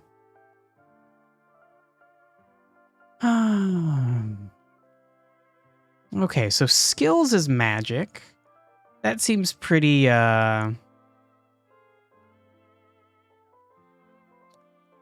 pretty vanilla. Like, of course you're going to have skills that are magic. And probably the fate system uses skill to be a specific thing. But like probably if you had a skill that was like fireball or something, you could use it multiple times. And I don't know what aspects are. Aspects have two important roles in most magic systems, both as a gateway and as an expression. Ooh. So like generally when I think of aspect, I think of something that like a buff a character would use that would put them in a certain form. Like shoot, in World of Warcraft, I think the hunter has different aspects and it like tweaks their stats or like lets them run faster. It's like you're taking on a specific property and it's available all the time. Oh, Dirk knows. Okay. Skills are large zones of competence like brawl or lore. You can usually use all skills unless stated otherwise. Okay, and you just have like a level. You have everybody can fight, but like how good can you fight? Okay. There are a total of 20 skills. Aspects are narrative truths that are represented by a sticky note. They are sometimes expandable and they can change. Whoa. Narrative truths. Cool. Okay. Interesting. Okay, so that gives us the context to read this. Oh yeah, Cheese, I don't actually know why X got removed. It got eradicated because Elon took out every representative here in Brazil, and you have a law where you need some kind of representation if social media wants to get here. Elon also did that because our governor pointed out the poor moderation. Okay. Yeah, I could see something like I don't know, like he essentially like violated some laws. Sure. That would make sense. Aspects can restrict you from using any other mechanic. Wounds are aspects, characters have aspects. Like best archer of Sherwood. Okay, I think I get the idea. Interesting term for them. That's kind of cool though. So they're essentially like just like some kind of modifier for sure. As a gateway, almost any magic system will demand that the character have at least one aspect that reflects their magical tradition or power source. While there are exceptions, such as those where magic is just a different coat of paint on technology, magic is usually important enough to the character to merit reflection as an aspect. So then they would have some truth about themselves that has to do with where their magic comes from. Like that they're like a fire monk. And that means they do certain things and they don't do other things. And that's why they have a bunch of fire abilities or something. Aspects are also a great way to represent the effects of magic. At the simplest level, it's easy to do a magic system where magic simply expands the range of aspects that you can create through advantages and boosts. Sure, like magic could be used to modify things. You could just add on an aspect that's like, this spell made you faster. Now you have an aspect of speed or something like that. Sure. I guess at a simple level, that makes sense. Stunts and extras. Oh, interesting. All right. Elon was posting Holocaust denier stuff. He can't even moderate himself. Dude, he's gone like crazy. It's freaking crazy.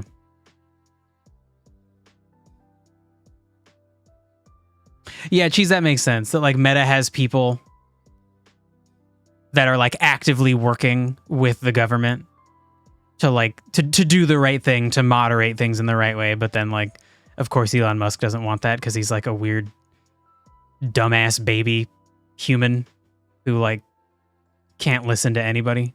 It's fucking crazy. It's like embarrassing. He was always kind of a douchebag, but he was doing interesting things. And then like now he's just all the first thing, all giant douchebag all the time.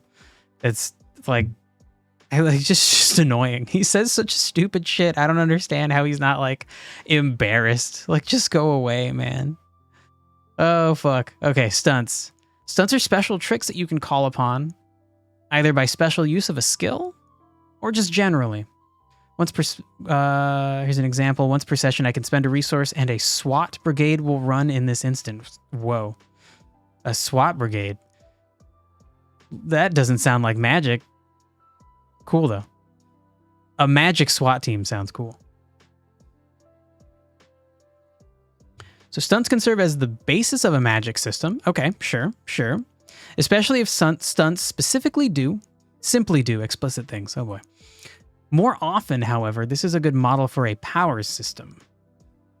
This is a pointed difference, but powers are better suited to monsters and superheroes. Still, stunts can be a useful way to jazz up a magic system, but cost must be carefully considered.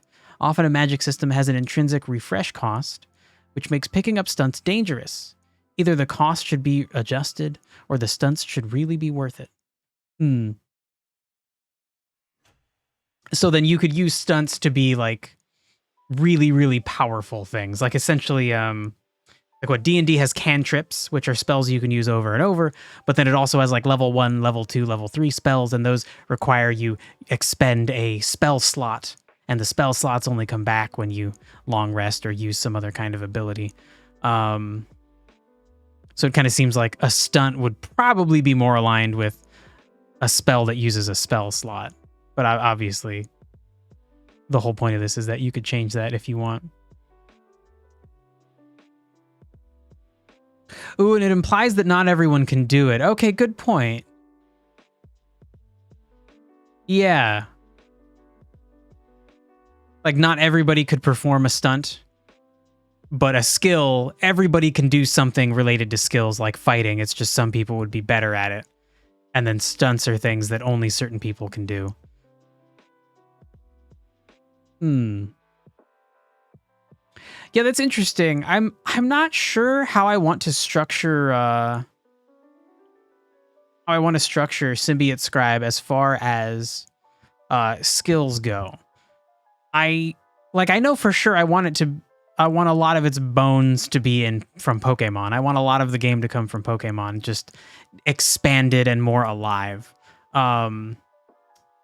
But I do really like Baldur's Gate and being able to do dice rolls.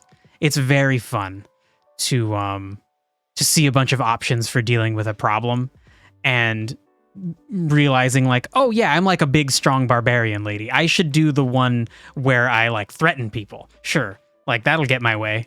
It's fun to be able to lean into a character and to do stuff like that when it matters, and also just to make you, sometimes in Baldur's Gate you get to make funny little comments that are based on like your character's class or their upbringing.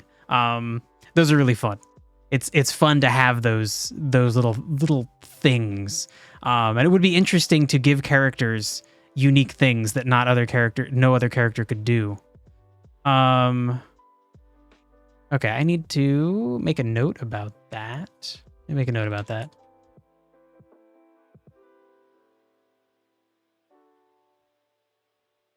That's a big undertaking though, to put that kind of stuff in a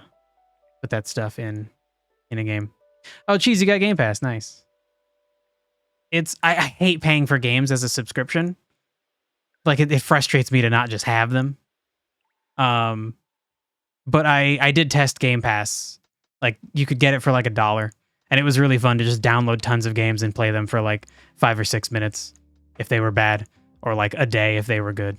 It's nice. It's a cool thing. Overall, I would recommend it. Okay, so extras. There are some of special mechanics intertwined. Oh.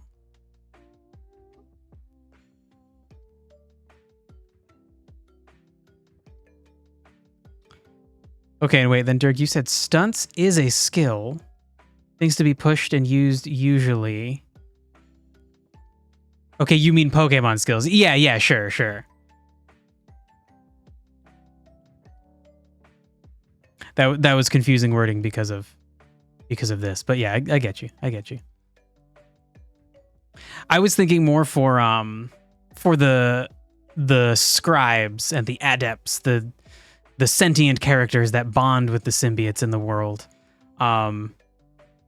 It might be interesting. I do want them to have unique aspects. And I like the way that Genshin Impact does things, where it's kind of like essentially like every character can do certain things, but then the more advanced characters, and even some of the less rare ones, they have unique things that only they can do. There are many electro DPS characters, but only one of them can maneuver using their special ability in this certain way, which gives them a nice. They're fun to use for puzzles and things. You can kind of like cheat certain puzzles if you have this one specific character, and other characters can cheat things in other ways. They're just all unique. So yeah, that's something to think about as I get further in, for sure. Okay, so extras as magic. Extras are basically their own magic system as written. A magic system may provide explanations and justifications for specific extras, but the system itself is robust and easily used for any number of effects. Okay, so yeah, this seems kind of like not that useful. It's just like basically like you could just add in extra stuff, tack on some extra things. Sure. Okay, so I think that's good enough. I think we have a good outline of what is magic, and then I need to think about these 3 different points, and then maybe we'll expand upon them.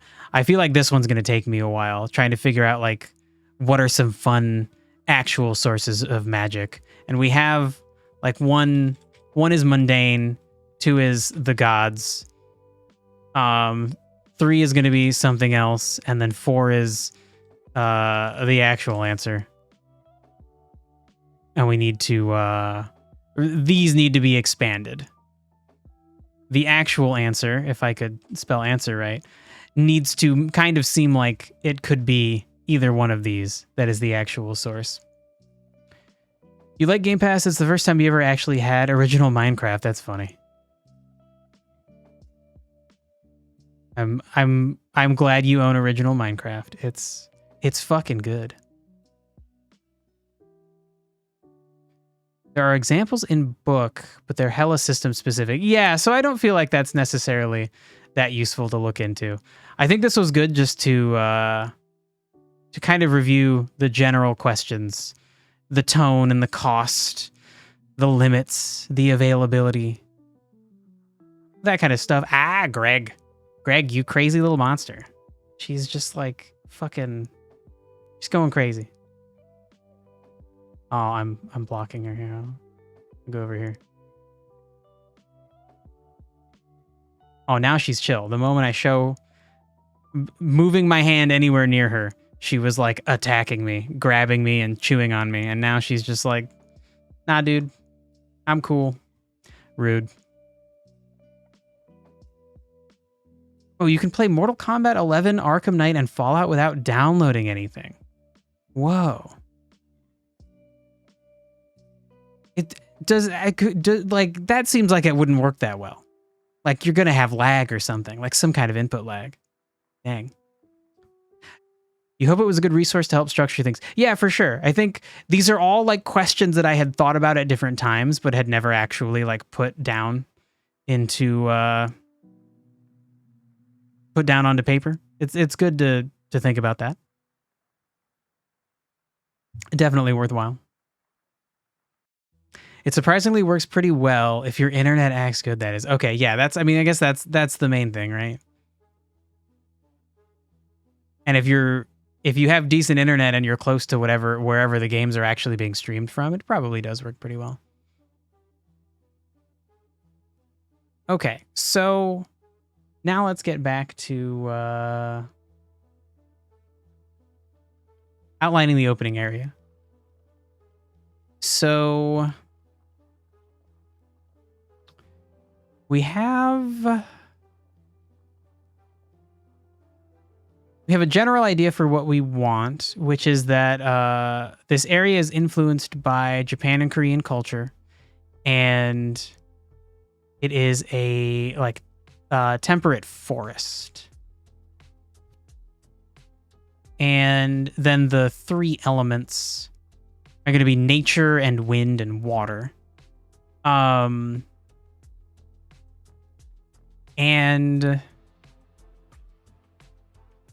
we're going to have a water temple, which is going to be something like a Zelda temple, like a large self-contained area with lots of puzzles inside of it that leads to a boss. Maybe it's like a boss that's moved in and is like corrupting the shrine. Defeating that boss is like you're gaining favor with the god. And then the town is going to be some kind of cute like treetop village. And so what I'm thinking of doing is I have this like list of things to go through. And I think we're going to kind of just like, we'll like go through it and then iterate, maybe restart, think about if things work or whatever. You got to go, Cheese, for sure. Gonna rest your leg and play some Fallout. Nice. Nice. You have a good one too, dude. Thanks for stopping by. Enjoy your Game Pass.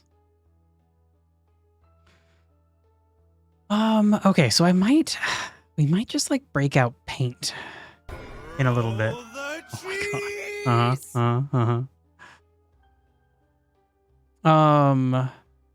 But okay, first, I think the easiest way to do this is let's move this over here.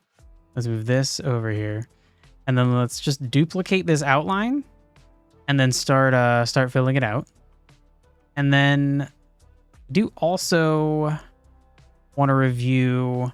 So we initially, right now we have one major deity and we were also going to have a minor one. And then I was like, okay, you know what? It's kind of a lot of work to make so many lesser deities. So I don't think we're going to do that. And then in that case, I think what I want to do is have like the major influence is going to be the nature wind god, Tianran. Just Tian. Start calling them Tian. But then because we have a water temple, lesser deities sounds like local RPGs, local NPCs. Sure.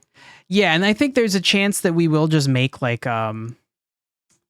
we will have like kind of like commies, like nature spirits that inhabit things, that they don't have like a huge backstory. There's like a paragraph of information about them is enough.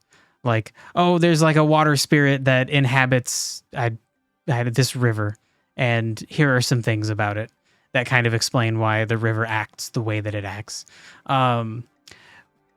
Eidolons, that is a cool name. But for now, I think what I want to do is I moved all the gods over to their own little spot. I think maybe we have this place be a combination of Tien, who is the nature god, and then they'll be the major influence, and then we'll also have, because we have a water temple, this place will be like a combination of Tien and Kai, our water corrosion god, as far as influences go. And maybe we'll change this because essentially we're gonna have, there's gonna be a temple for each major each like shit, what are they called? Core element. There's a temple for each core element, and I don't really know, like I don't really want there to be 2 temples to Kai. Because right now we have there's 8 core elements and they're represented by 4 demigods. So I think maybe we need to have some temples that have been kind of neglected that are dedicated to lesser spirits. We're gonna leave a question mark on that. I'll think about that. It won't really matter until we start designing the water temple. And maybe as we design the rest of the area around it, we'll kind of get an idea for maybe a different kind of lesser deity that should be here. And so as we design the area, I want to think about the influences of nature, wind, and water. So like it's a temperate forest, so that already kind of leans into nature, but we're really going to have a lot of the puzzles are going to focus around growing of things. Good example, Pikmin has bridges. They're mushrooms. They're mushrooms that are like shrunken in, and then you do something and they like grow. Or flowers. They're also, I think, more often they're flowers. The one specific level I thought of first was a mushroom, but mostly they're flowers. You like water them or do something, and then they like blossom, and then now you can cross the bridge. It'll be things like that. There will be like physical structures that are really tied into the idea of life, nature specifically. And then wind, I'm not really sure how to represent. I kind of feel like maybe we should like we'll have all sorts of puzzles that use wind. Like that's fine. Like wind can move things at a distance. You can point it certain directions. You can point it in all directions. It can be constantly happening. It can only happen sometimes. There's all sorts of ways to make puzzles out of it. But as far as like influencing the design of the region, I feel like maybe we need to have like areas that are like carved by wind. Ooh, wind sculptures are cool. So I was thinking like canyons or channels. Wind sculptures are a cool idea too. And so maybe let's just like add those. Wind carved. Channels, canyons, sculptures. And then for water, I definitely want there to be a river. I kind of have this general idea. Let me just open Paint real quick. Do we have Paint? Paint. I don't have a preview window for Paint. Fine. We'll just go full desktop. So if the region is generally like square shaped, I want there to be a spot down here. And like, this is going to be beach. And then I want a river that's kind of like coming down here in this area. And then like over here, and over here, I believe we have connections to different regions. So we're gonna have to kind of decide what these regions are. Well, actually, not decide. We know what the regions are. We need to look at them, and then kind of decide. Each border area needs to kind of transition into the new region. You can't just go straight from like a temperate forest to like a mountain zone. You need in between, you need like some kind of half and half zones. But yeah, we'll have the river and the beach area to kind of represent water. And then the temperate forest will be easy to have represent nature, and then we need to figure out some wind stuff. There might be like a garden of winds. That's a cool idea. Porous, ever ventilated chamber that you have to find rhythm to traverse. Okay, so let's go back. Beep, boop. How about like, I guess like tunnels, like if wind is channeled into a tunnel, then that would kind of limit how you traverse that place, right? Like if it's just really strong wind out in the open, I feel like that's more of like a dangerous weather condition. Like how is life going to survive if it's always that windy? But if you like maybe lock down into like tunnels is where we could have some kind of like almost like a miniature area within an area. So actually, yeah, that seems kind of cool. I'm gonna add the note back in Paint. Maybe like Firefox, go away. It's like wind tunnels that connect different places, and then specifically like traversing them is a puzzle. It seems like a cool idea.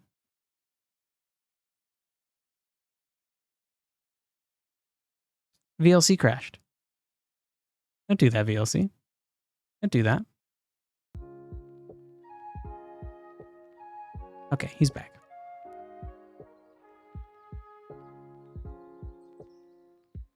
But if it's a path over a void, though. Okay, yes, but we could still do that, like, confined inside. I think that makes it more believable that you could, like, that, like, the wind could actually stop you from moving, or that it could, like, move you over things. And then changing the direction the wind moves could, be, like, confined, then kind of like you mentioned rhythm, you could also lead it to being, like, music-based puzzles could be interesting as well. I like the idea of wind tunnels. God, in fact, that would be a cool place to have a temple. Inside of some wind tunnels.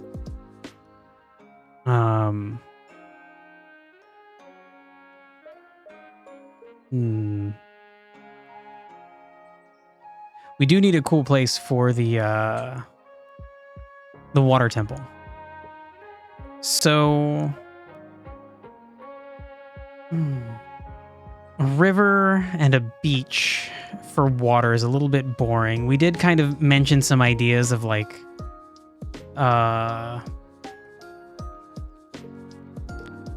like the idea of growing a flower bridge by nourishing it with water is already kind of water influenced. Like giant lily pads that move down the river is a nice combination of nature and water. We could probably have waterfalls, sure. And then maybe like pools that come off of the river in cool spots, or like tide pools or something. But all of those seem kind of like mundane places for a water temple. So maybe we do something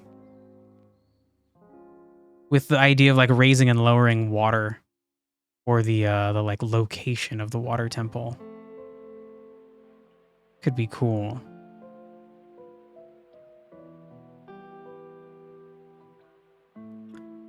There are standing log bridges in Japan. That's cool. Yeah, something like that would be, I don't know, I like the idea of,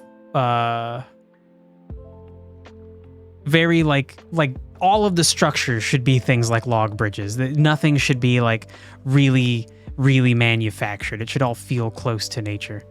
Water is a mundane thing. Okay, well, yeah, but like I want cool, fun stuff, like a wind canyon and wind tunnels that become like traversal puzzles. Like that's fucking cool. I need a thing like that, but for water. Water goes around things. It flows. Okay. Okay. I don't.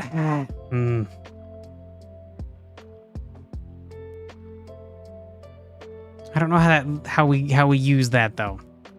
Like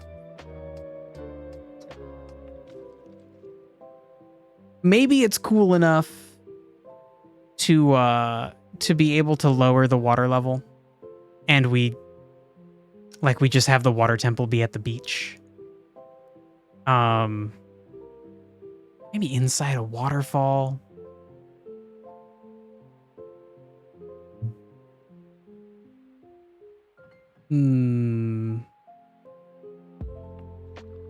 Water flows can be mixed. Ooh. Maybe play with colors. Okay, that's a cool idea. I think no matter what, we kind of get back to this mundane idea, though, of like, oh, the water temple is submerged, so get rid of some water. Or the water temple's in the middle of a lake, and you need to raise the water level with some different sources of water.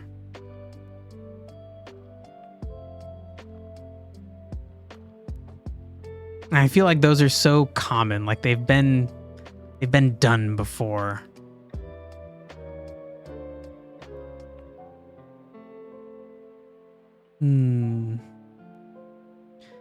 Maybe on top of a mountain and generate clouds. Okay, that is cool. And it definitely leans into like that kind of goes along with wind. Water plus wind. Like clouds are a good example of that. They're like formed by water and moved by wind. And maybe. I don't know. Are clouds actually moved by wind? I guess if there is enough wind, maybe it could go high enough to move a cloud, but maybe not. That feels right, though. Might be in the center of the lake, but like a big fountain. Yeah, and that's kind of the idea I keep going back to. Either like it's off of the coast at a beach and it's like submerged, and you have to do something to get it to get the waters to recede for a long time, like to get low tide to stay low for a long time. Or it's in the middle of a lake and you have to do something to get access to it. And I don't think I'm going to come up with anything cooler. I don't know, like could it be it could be in a waterfall, but that's also, guess it could be like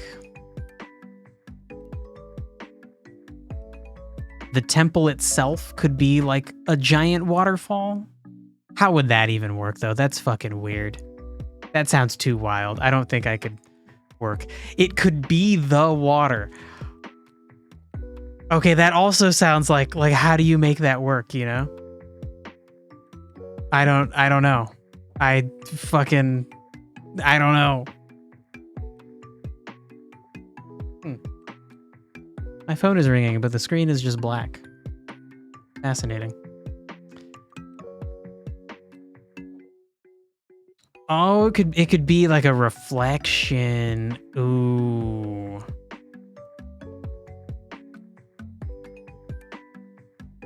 Okay, that's kind of cool. We had already talked about that idea of using water as a reflection, and like you can see things in the reflection.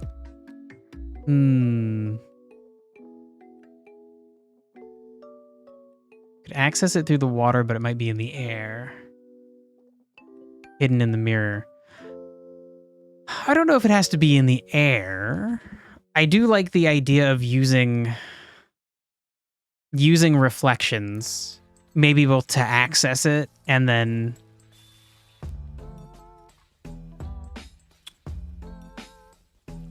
like you would use a reflection to see the actual way into it could be interesting.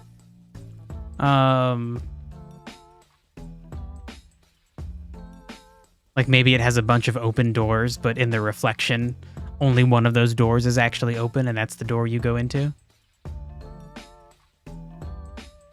That could be kind of fun.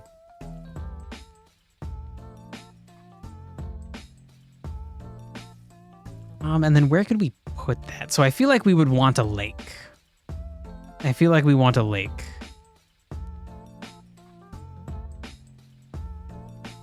And then we'll note, we already have a little section for puzzle ideas. Like enter through reflection. That could be cool.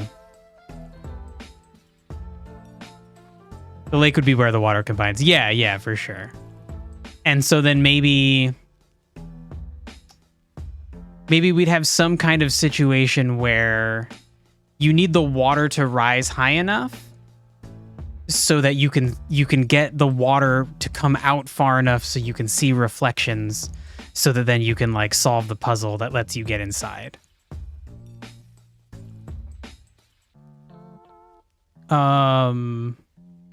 So maybe you'll enter through raising the water and solving a reflection puzzle. Yeah, I think that's a cool idea.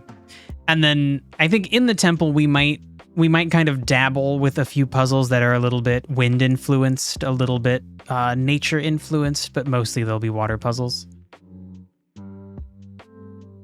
You need to reflect different things on different levels. Ooh, how would that work? How would that work?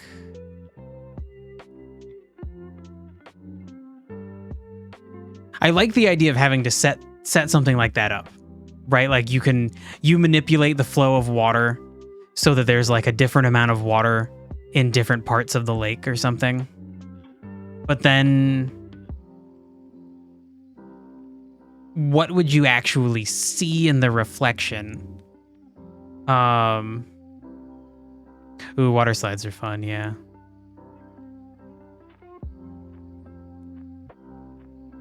Yeah, you could kind of tie then that kind of ties like traversal. Water slides like tie traversal and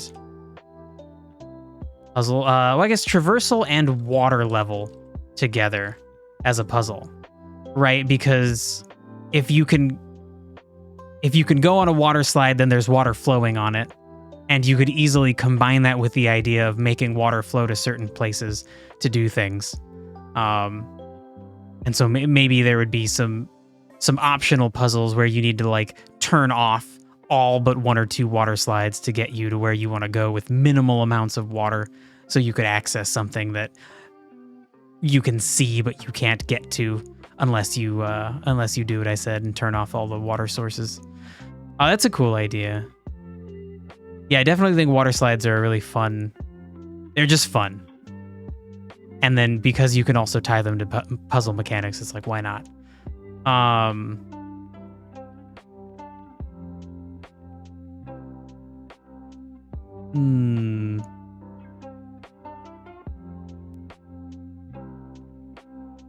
Okay. And so maybe we could revisit this a little bit later and think more about the reflection thing. I can't think of how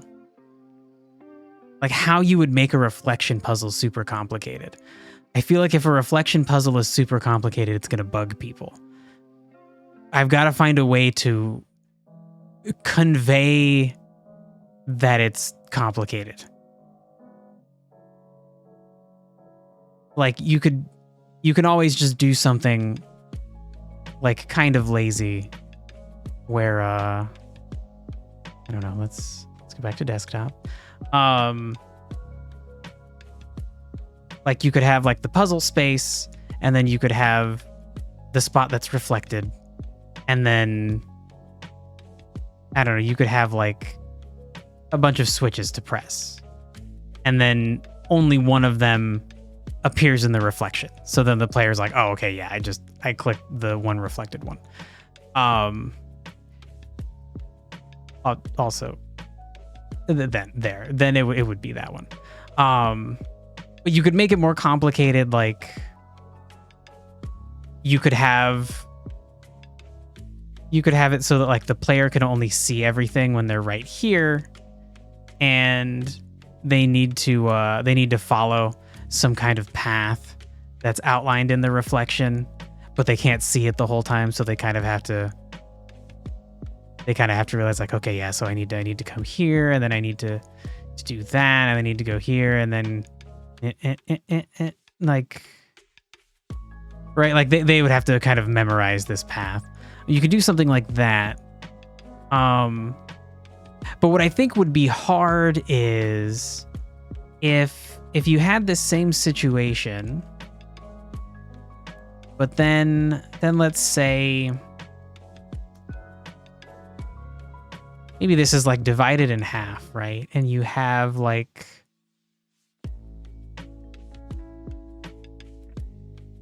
different water levels. Like this water is up higher, so it's like a darker blue. This water is more shallow. I guess I could illustrate that better in 3D, but the point of this is just to be in visualization. And so then maybe like that path I just drew, it would only look right if you made the water levels match.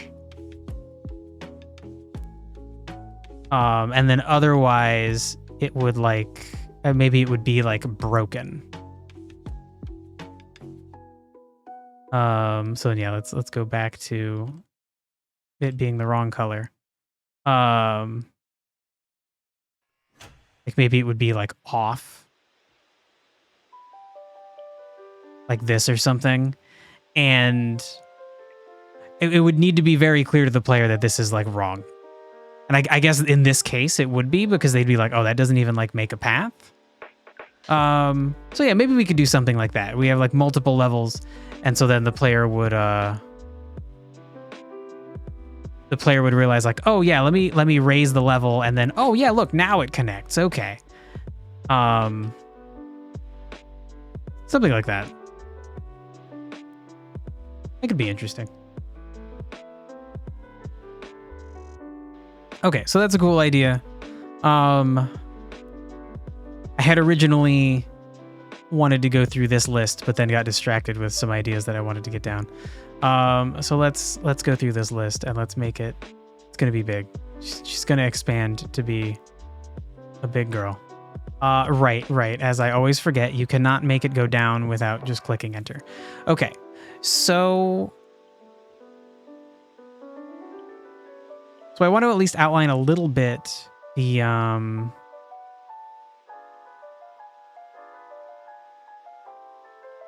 like conflicts or quests.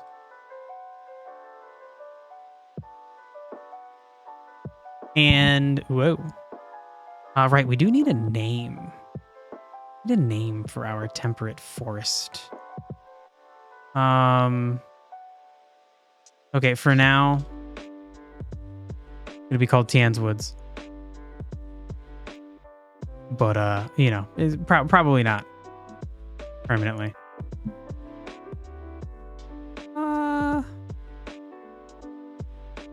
Oh God, what puts together nature and wind?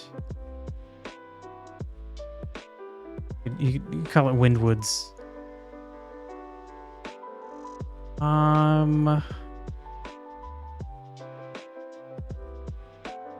Something like some fun like Forest of Songs. Something like that.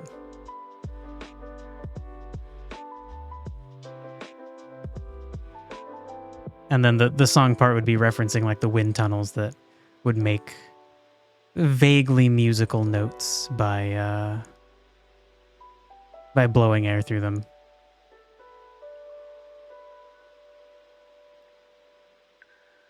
We need a better name. It's okay. I'll move on.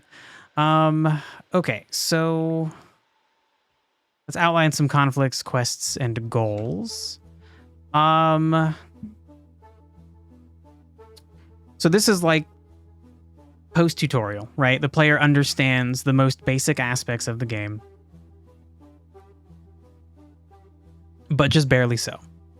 They don't know like the depths to which crafting can go.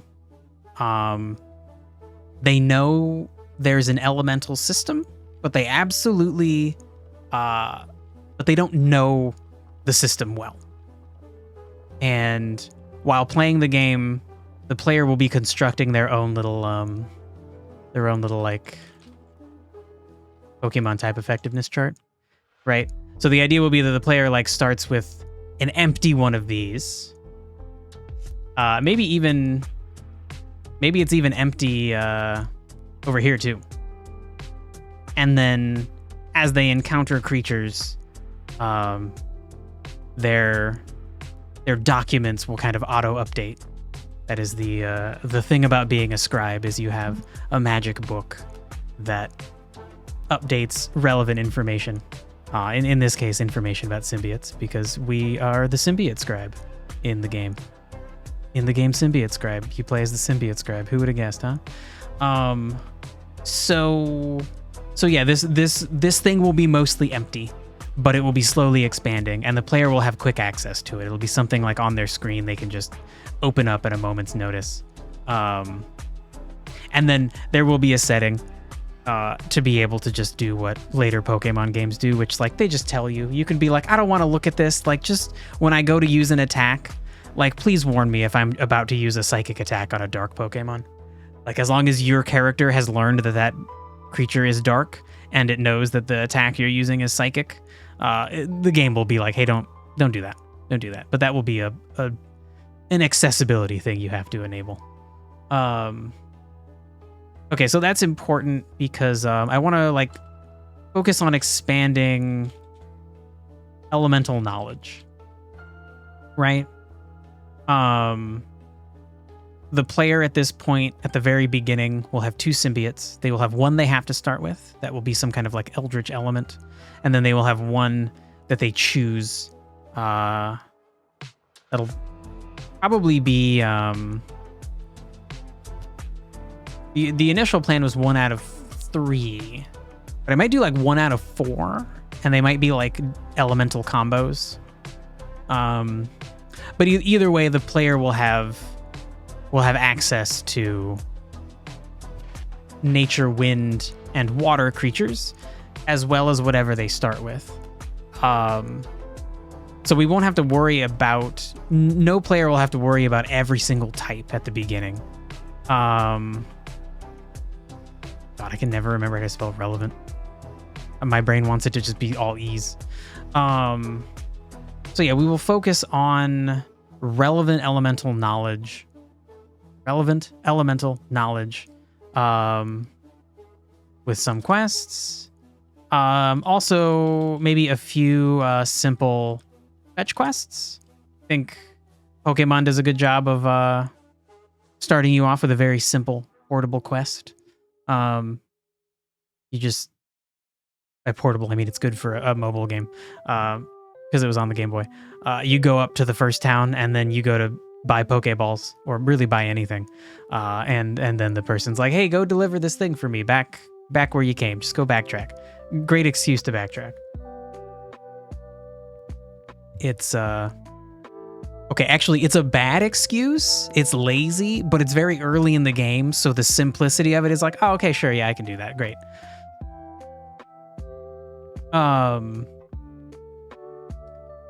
And I think we go back to the map that we're outlining, and that I should probably do a little bit better of a job on. Maybe we'll take a break in a second from this and expand more. Nope, you gotta have that as your background color before you delete something. I believe what we want to do is down here. Down here in the bottom right corner is going to be like where the player starts. And as previously stated, there is a school here. So I think very specifically, like, the player just washes up on shore. people from the school find the player, along with some other people who have washed up on shore after like a storm. They bring them back to the school. The school is under construction. It used to be an important academy. It had been destroyed by raging magical storms that have since permanently subsided. We know it's permanent, but they might not. They're kind of, some of them were like skeptical about like, should we even be rebuilding the school yet? But they actually need to, because there's like some secret shit beneath the school that like needs to be protected, especially now that the magic storm's gone. So, you know, that's a whole separate thing. Anyway, this is where you start. Some people don't trust you, but other people are like that are part of rebuilding the school are like we need to help him. We help people. That's the whole reason we're here, is to help people. So they will teach you the ropes. They will teach you how to do things. But then at some point when it's finally time for the player to go just fart around in the new opening region, for some reason, you will be tasked with visiting the first town. And so, you know, the first town will be like over here, probably. And so then that'll be a good excuse for the player to like make their way across the breadth of the area. So I think that's a good thing to focus on.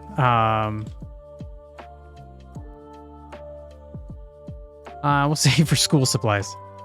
You got to visit the town. You're getting school supplies, and not like, haha, it's a joke. Not like pencils and paper, but like something they need for building. More stones, more something. And I have been thinking about trying to get the game set up in a way. One of the Pokemon games did something I really liked, where you weren't really going on your badge collecting adventure alone. Like you would, every so often, there would be other members. Was it Black and White? They're like other peers of yours who would kind of like have cutscenes and things that made it seem like you're all moving together. And so I either need to have the player venture out with like a group of people, because like, why would they just send some random person, right? You washed up on shore and these people don't fully trust you. And then they're like, okay, but by the way, go get all these important supplies from the school, from the first town. And so maybe the idea would be like that it's like quick, like you got to go quick. And maybe we could have the idea be that like they don't have spare hands, they don't have extra people, so that it's like you're the only person who doesn't have a job to do right now. Like, please go get some things for us. Silent Boy's back. Welcome back, Silent Boy. I need a welcome back button.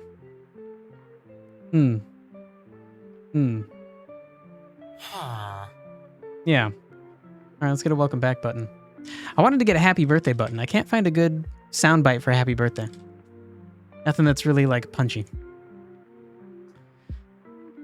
Also, I think Dirg is probably AFK at the moment, doing something, maybe making food. Dirg seems to make food in the middle of my streams pretty regularly. So okay, perhaps let's structure this. This is going to be one of the fetch quests. And let's give the reason you're the only one without a job to do. And so maybe like the blacksmith ran out of something important, and they're like, you know, I can't stop making the things I need to make to finish the buildings.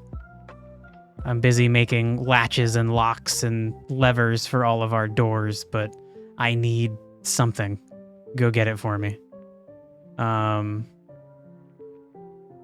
Maybe like I'm running out of fuel. I don't know.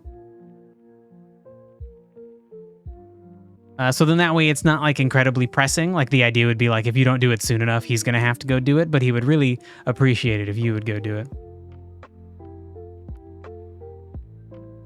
Someone playing Sonic Generation. What about Sonic Generation? I'm not playing Sonic Generation. What the fuck? I have heard good things about Sonic Generation. Right? That's the one that was good, yeah. It has a 9 out of 10 on Steam. And I feel like that's the one that I've played a little bit of. You hear another voice. That's probably something else. I can see OBS. We got music. We got microphone. You got something else running, Silent Boy. That's okay. Hopefully it's not a voice in your head. Hopefully it's like actually something on the PC. Yeah. All right, so fetch quests. Not really sure what else we could do.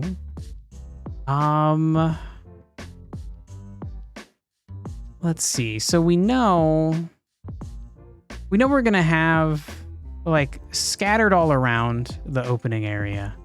We're gonna have like little puzzles. We could introduce the player to those kinds of puzzles. I think that would be a good thing to do. So let's introduce puzzles. So there are shrines, there are world puzzles. You could also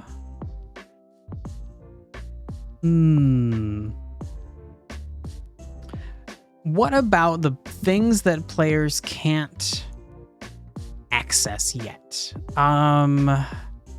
Don't think those would be considered puzzles, but like in Pokemon, you can't get certain places until you have Surf. And I think making the player aware of that would be cool. Another example is like rock climb.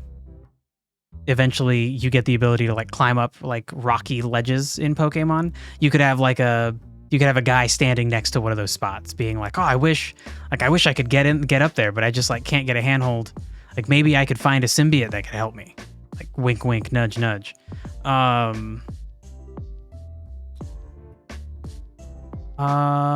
we'll say like explain Metroidvania style traversal limitations. My God, there's a much better way to explain that, but we want the characters to explain issues, like the fact that they can't access certain things without certain tools, so that the player will be aware of that, right? Like it's easy to assume.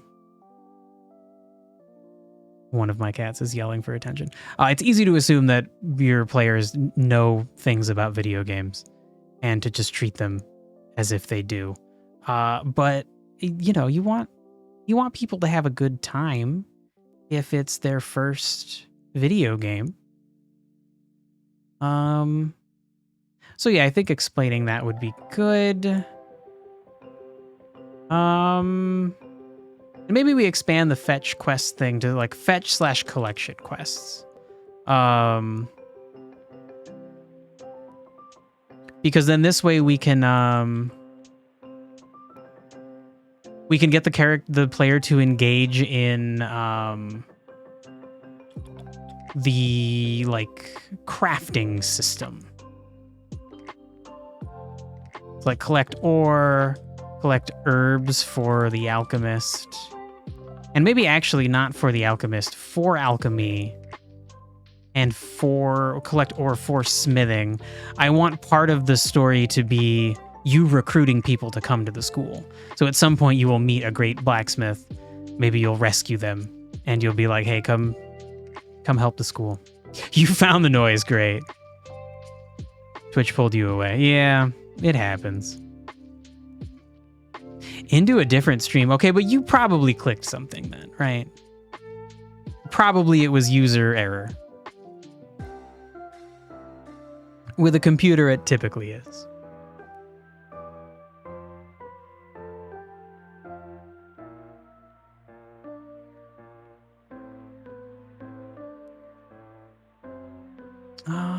Okay.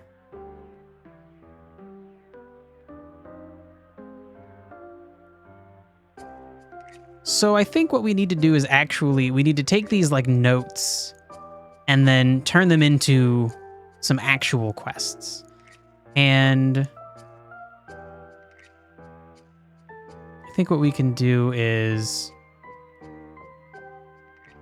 kind of review these and then get more specific, and then we'll make up the actual quests. You're back, Derek? Welcome back. If you watch a feed long enough, it puts you into said stream. Whoa. Whoa. That's confusing and annoying, if that is true.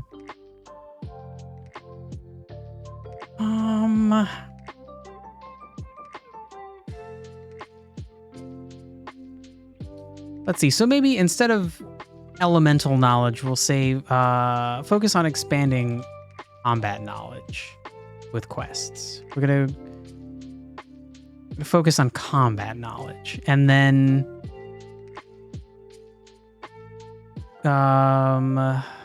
we could teach the players some basic things about combat.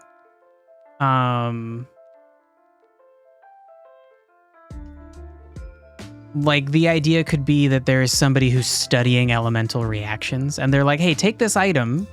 It'll record the elemental reactions, and I want you to trigger these elemental reactions. Like, get the enemy covered in water and then hit them with fire, and I need to see what happens exactly. This device will measure those things.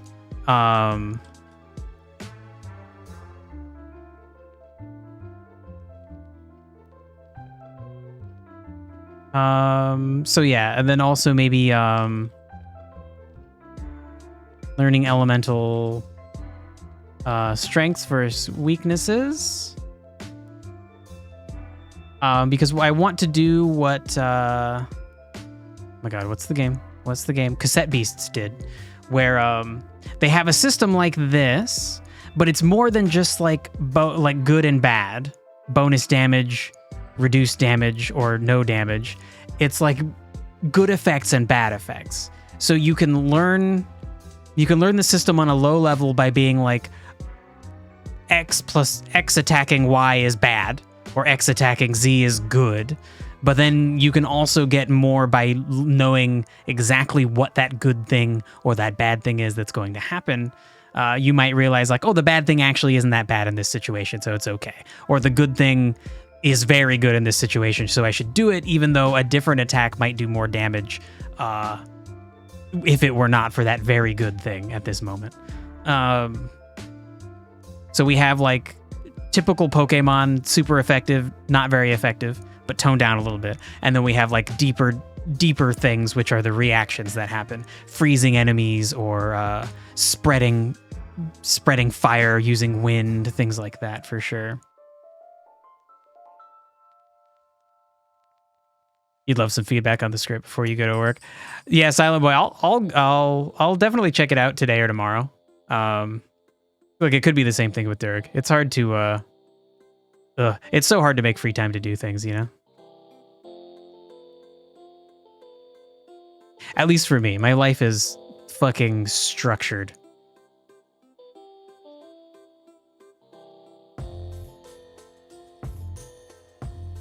Okay, what else might be important about combat? Like maybe like tactical positioning. And like maybe we wouldn't have a quest about tactical positioning, but maybe like a puzzly combat encounter. Like maybe there's a certain enemy in a certain spot that you just like can't beat without using range. Okay, so maybe an enemy that requires we'll go say like AoE or long range attacks. And so then maybe we could do something similar for these other situations. We could have like essentially like little spots. They don't have to be an actual full-on quest. We could just have a little area with an enemy that's like guarding a treasure chest. That is like okay, defeat it, and then you get the treasure chest. but they're very difficult to defeat unless you do it in the specific way that is demanded of you. Like maybe an enemy that constantly gets covered in water, and there is some kind of way to freeze it. And so you have to keep doing the thing to freeze it over and over. Otherwise, it's going to attack you for a high amount of damage or something. Something like that. Or only melee attacks. Yeah, so I think we need to make this its own thing.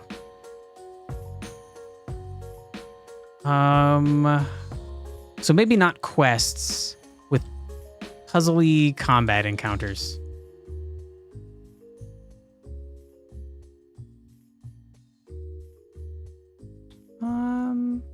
And actually, let's reword this. So expand combat knowledge with encounters that can only be completed by demonstrating understanding. And understanding of what? Of the combat system.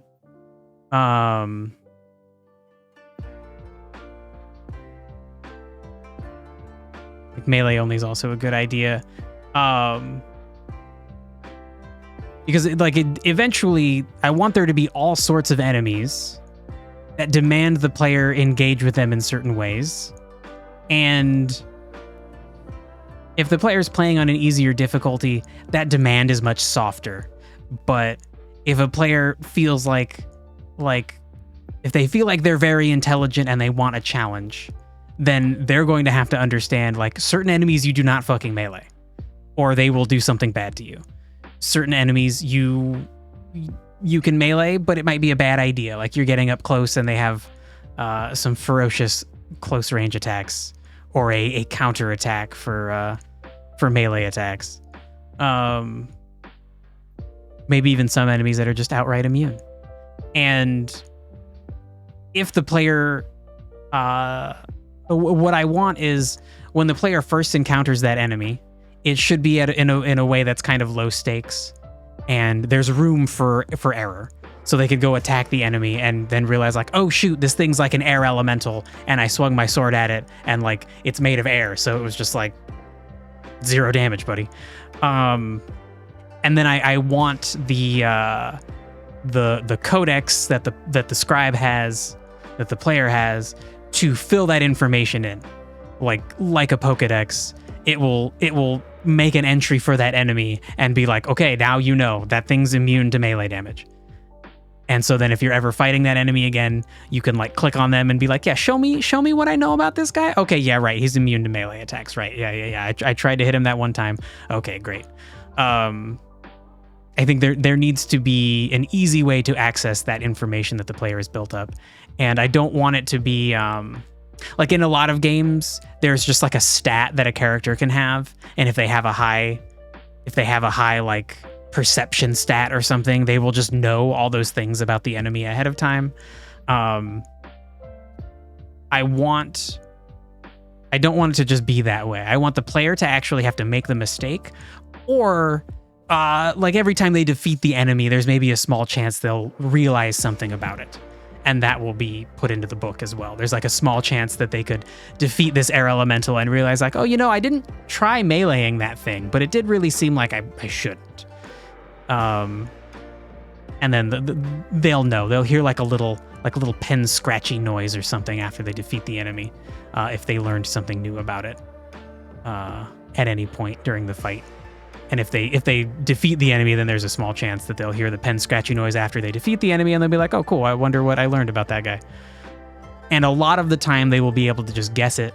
That is what I'm hoping, is that the enemy's design makes it seem pretty clear. Oh, right, don't do that thing.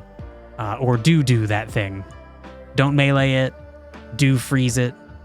Like a blob of water. Like a water slime, you'd want to freeze it if you want it to not be able to function for like a turn or two. It's probably a good idea. Probably don't hit it with fire unless you want a steam cloud to appear, like that kind of thing. So yeah, I think we'll keep expanding this, and I think we need to focus on basics for the opening area. And then as we get further into the game, we can go with more and more complex like combat challenges. Maybe layered combat challenges that require you to do like two things at once. And that is the puzzle, is realizing like, oh, I have to do this and then do that, and that gets me the result I want. Great. We can also expect the player to have access to all of the elements eventually, which I want to highly encourage. I feel like when I play Pokemon, I try to get 6 Pokemon on my team as quickly as possible that kind of round out as many different types as I can get, but I never really get them all. And sometimes that's annoying. Sometimes there's a fight where I'm like, boy, I could really use an electric type for this. But usually it doesn't matter. And I feel punished if I try to raise too many Pokemon. I want to change that. I feel like newer Pokemon games they've solved that by making it too easy. Durg, you think Silent Boy's work looks anime-ish in your head? It might be. I like anime. Lots of us. There's lots of us.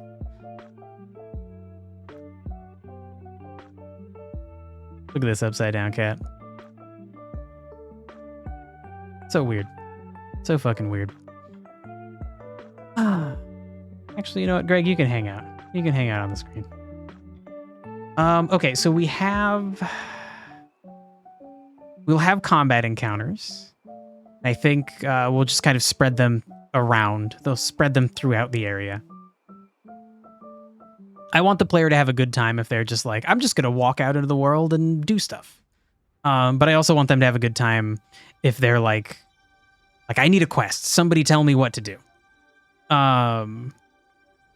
So I think actually that should be kind of first, right? Because that's the thread that's going to start the game. Is the player is going to have some kind of motivation to move forward. And those are going to be like the fetch and collection quests. It's basically going to be like, okay, we rescued you. We taught you the basics of how to survive here. You now have 2 symbiotes to protect yourself. And you seem to have a knack. You have a talent for fighting. You should go fight. Also, this place is a nation of warriors, so of course they would encourage you to go and learn to fight. And specifically, they're like, well, yeah, you're competent. Like, go get me some herbs. Go get me some ore. And then also like go visit the next town. And then what do we want to do beyond that? Okay, so I think I need to outline some of the like initial conflict ideas. And we want to keep things small, right? Like the player doesn't learn about Team Rocket in Pokemon until they've got only 1 badge. Okay.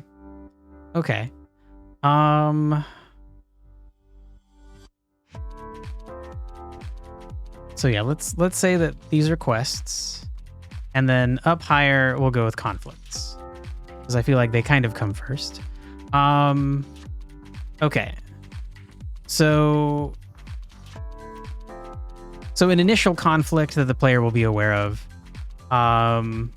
is that the school is being rebuilt, but some think it's too soon and dangerous. Mana storms are still occurring, right? So like before there was such like crazy magical storm stuff going on that the school got destroyed. It was completely abandoned. But now that the storms are abating, there's still like some crazy weather. but it's nothing that's like not necessarily life-threatening. And so some of the people that are rebuilding the school, and even some of the people in the town that is nearby, are kind of like, you shouldn't be doing that yet. But it needs to be done as soon as possible because, again, as I mentioned, there is something being protected under the school. So then that is also a conflict. The school has secrets. Something is being guarded / protected. Maybe. Right? We don't want to be fully clear about it, but we want the authority figures in charge to be kind of mysterious. And maybe that's going to be a difficult line to run. You okay, Greg? Sorry if I breathed on you. We want, like, authority figures are suspicious but respected. I think that's going to be a difficult line to walk. We're going to have to figure out really how you make it seem like they know what's going on and they have the best interests of people.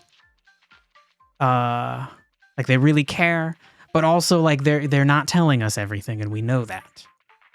And maybe it's because the player overhears certain things, they piece things together. I definitely want a system in the game to be like kind of like tiered cutscenes. Like there's going to be cutscenes where like, sorry, I have to take control of the camera. You can't move. You have to experience these things. And I guess, okay, that's actually a cutscene. But then below that, I want there to be conversations and things that are happening that just kind of happen in real time. And the player can stay and like listen to them, or they can just go on their way. And in towns and stuff, there's just lots of those conversations going on all the time.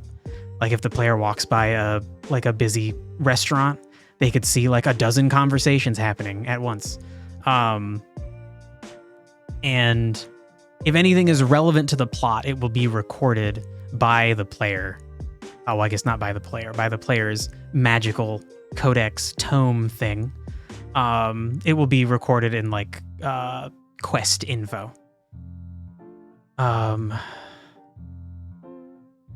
But the player can also just like sit and listen, or just like walk past if they want to. And if they walk far enough away, then the tome won't record potentially important information. It's kind of up to the player to figure it out. And I want it to be pretty clear. Like if you're walking around the school at night and you see some people talking about something, like, you know, yeah, maybe like listen to what they're talking about for a second. Like it might be important. It might be not important. It might be like two students just like playing a prank on somebody or something. Or it might be people doing something secretive that is actually like related to the like eldritch secret thing being guarded underneath the school. Who fucking knows? Hey, Cosmo.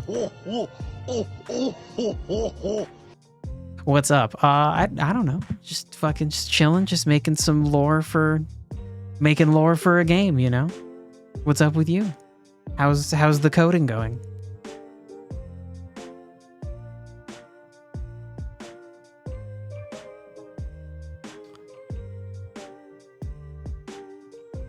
Oh, occurring has 2 R's. Okay. Mana's not a word? Mama. Did you mean mama? Really? They don't know that, like, mana's such a fucking word. It's such a ubiquitous fantasy word to not be in the dictionary. It's crazy. You're coding a lessons calendar in HTML. Okay, that sounds kind of boring. Like, I want to know how to do that, but then also I'm like, oh, I don't really want to do that. So, yes, HTML is boring. Okay. Yeah, sorry for your loss, my dude. Look, eventually you'll know it and you'll be able to do it really quick, and it'll just be like it'll totally be worth it.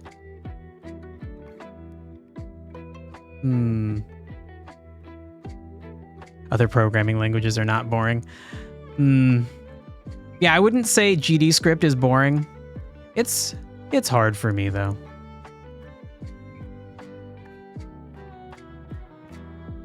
You'll learn Rust after everything. Ooh. I do want to know what makes Rust great. Like as I stated before, I read a tiny bit about it, that somebody was making like permanent.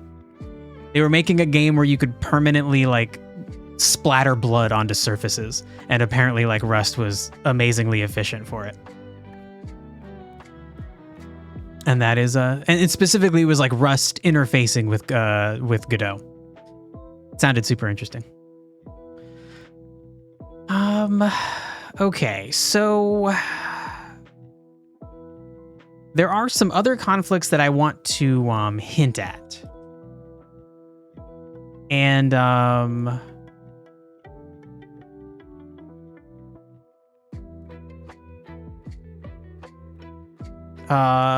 so one thing is the magical storms, right? The region has been inundated with magical storms. Let's see, could we... Oh, actually, yeah, that lines up perfectly. There's also a spirit world, and it is getting harder and harder to contact. We're going to get into that at some point during the game. There's also outside nations want glass, and glass is the shorthand for the like mana crystals. Glass is abundant on the Endless Isles, which is where the game takes place. On the rest of Nair, it is not as abundant, but it was at one point so abundant that many nations are dependent upon it. And sources of it are running out. Another conflict to hint at are foreign scientists. They want to study glass to make synthetic glass. Not capitalized study. It's another thing to get at. So these are things that potentially the characters will be talking about, but that won't directly impact the player yet, and eventually they will.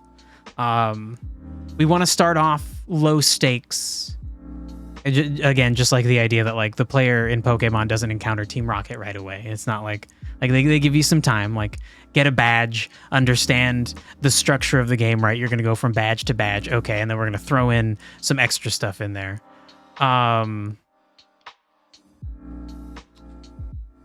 Which is, speaking of badges, we want,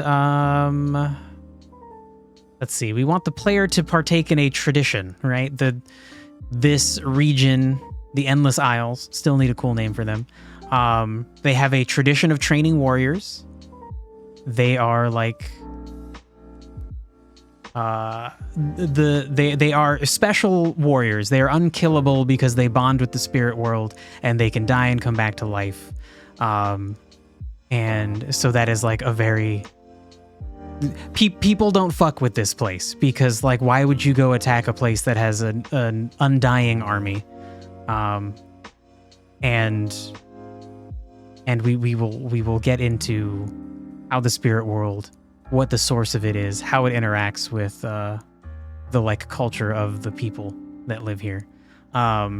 But essentially the idea is that like this nation is like come to us to learn magic and to learn to be like an immortal warrior, and then you can like go back to your country if you'd like. And you would think that might be dangerous, but like becoming an immortal warrior like changes you. It changes how you view, like it's like when astronauts have expressed this idea that like when they get up in space and they like see the Earth being this little tiny fucking thing, they feel like they're like, oh my God, like we're just like we're all alone and like we gotta like work together, like holy shit, oh no, we're so small.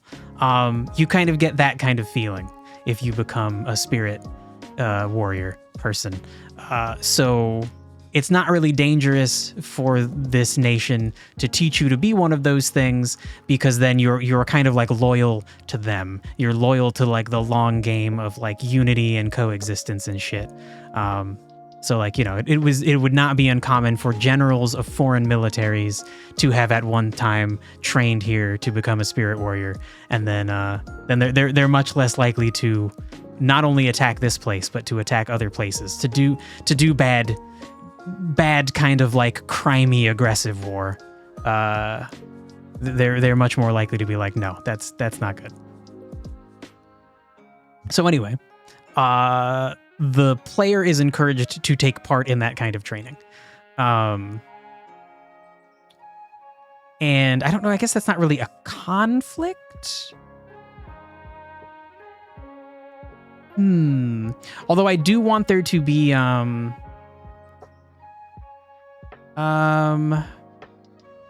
I want there to be a conflict about that traditional training, and that there are some people who think like we're in an age of peace and we don't need to keep training warriors, and then there are other people who are like no, like shit can go bad at any time, and like you train warriors. Like that's what it means to be part of like the world. Like you need to defend yourself. You need to be capable of defending yourself.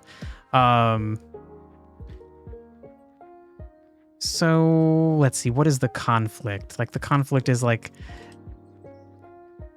I'll just say people disagree. Fine. I hate that the way that's worded, but like people disagree about the like spirit warrior training. And I do like the idea that that those against it are they have ulterior motives. They actually want to weaken the nation so that it can be conquered by outside forces. Because you know, it's pretty easy to turn somebody into a foreign asset if you just offer them enough money. Everybody's got a price, right? Everybody's got a fucking price. Okay. And so that is actually a quest thing that we need to note. I'm just gonna write it here real quick and we'll put it where it should go later. Spirit Warrior Training. Probably come up with a cooler name rather than Spirit Warrior. Something like Eternal Warrior Training? I don't know.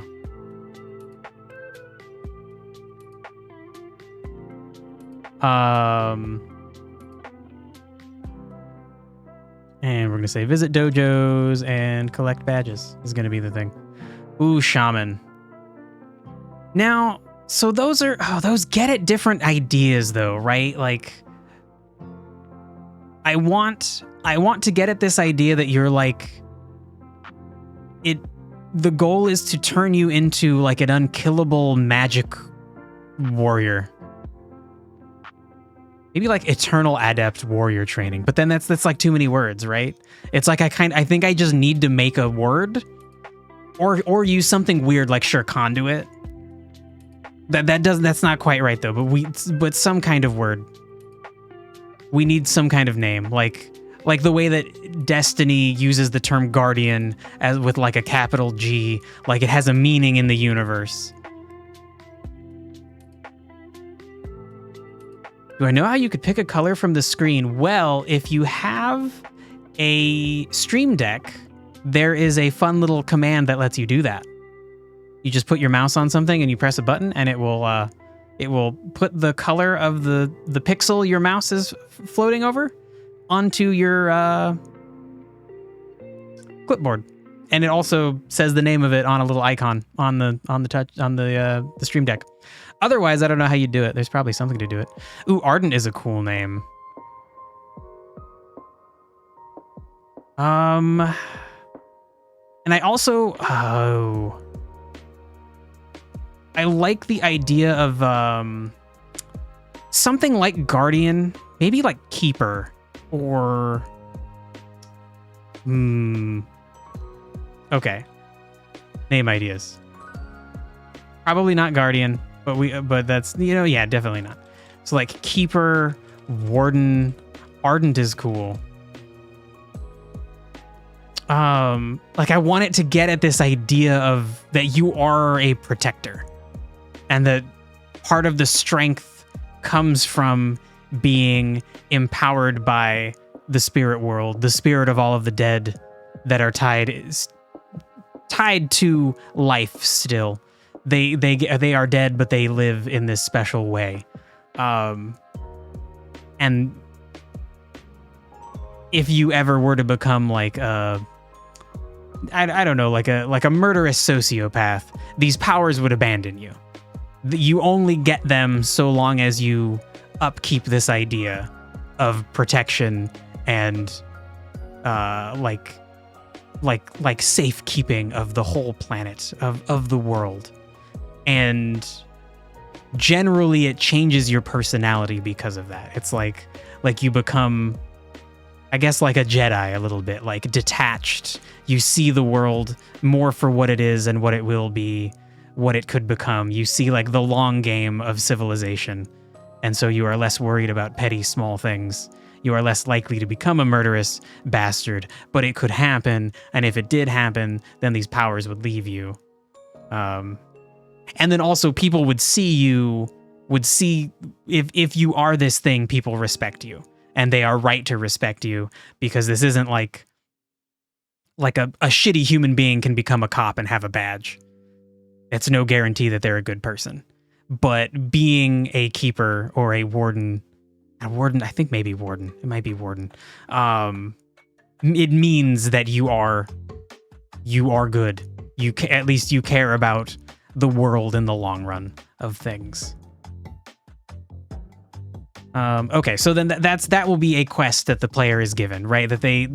That people at the school are like, hey, you're skilled at battle. Like you should go to visit the dojos and like become a spirit warrior, become a spirit warden. An eternal warden sounds cool. Or an eternal keeper. Spirit keeper. Oh, okay. All right. There's something. One of those will work. You are Warden from Minecraft. Who is Warden? I know Steve. Whoa. Cool. It's like a character you spawn. What?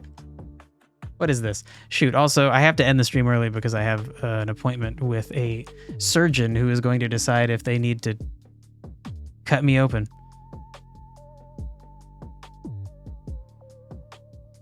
What is this guy? An extremely powerful hostile mob summoned by skulk shriekers in the deep dark biome. Bro.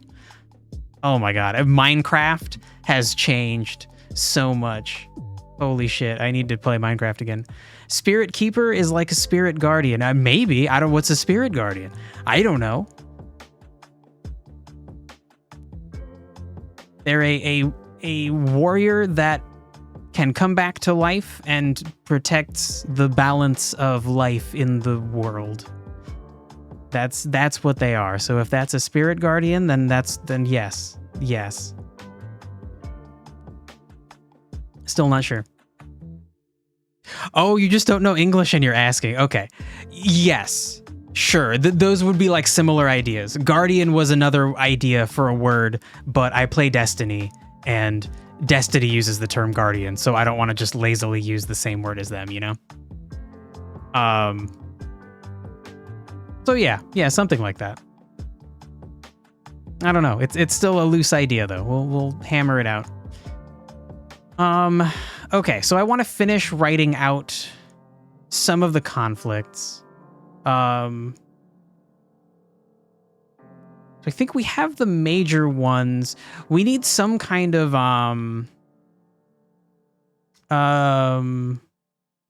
we need like a regional conflict. I want every region the player goes to, every like zone, to have some little thing that's going on that the player can solve as a as like an extra side quest. So we need a regional conflict for a temperate forest with wind and water and nature as its elements. So maybe something like poisoned water, or like strong wind coming from the caverns, something like that. Something we can get to the.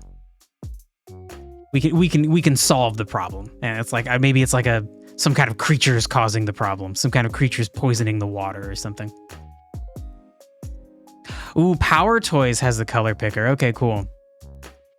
I installed Power Toys at some point to do one specific thing, and then I found a better way to do it, and then uninstalled Power Toys. For context, if anybody doesn't know, Power Toys is it's a program that you get from Windows, and it just does a bunch of weird shit. Like if you want to change what the buttons on your keyboard do to be like macros, you can do it with Power Toys. That was the thing that I was trying to do. Okay, so the last few things that we want to hint at, so we also want a there's like foreign like military forces coming to the Eternal Isles. So what makes the Eternal Isles eternal? No, it's endless. It's endless. Nope. What makes them endless is there is a part of them that just like there's like an infinite number of newly appearing islands with all sorts of creatures and strange things seemingly from different worlds and different places. It's like some kind of like weird space-time paradox where there just always seems to be new places appearing. It's like the Bermuda Triangle, like you can get lost there if you're not careful because like shit's weird. There are places disappearing from existence and new places appearing in their place. It's like fucking strange. And there are foreign military forces who are desperate for their nations are desperate for glass, for magical crystals to fuel their magical crystal based industries, and so they decide like, well, hey, like this place is like rumored to just be like endless, so like what if we just took stuff? Like nobody would notice, right? Like it'll just disappear and nobody will know we took anything. But you know, like people are gonna find out.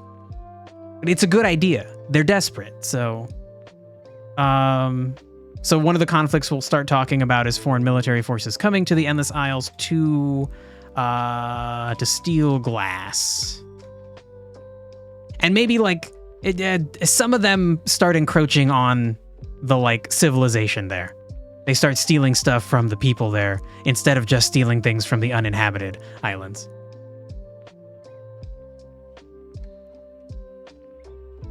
You wanted to add colors to your calendar, but you think it would suck anyway. Aw, colors can help.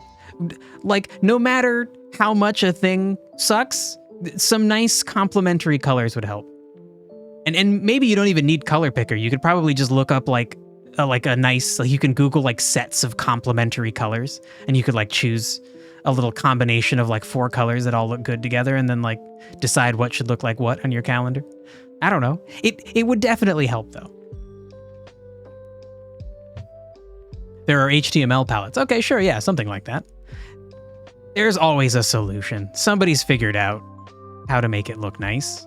Choose some nice color combos.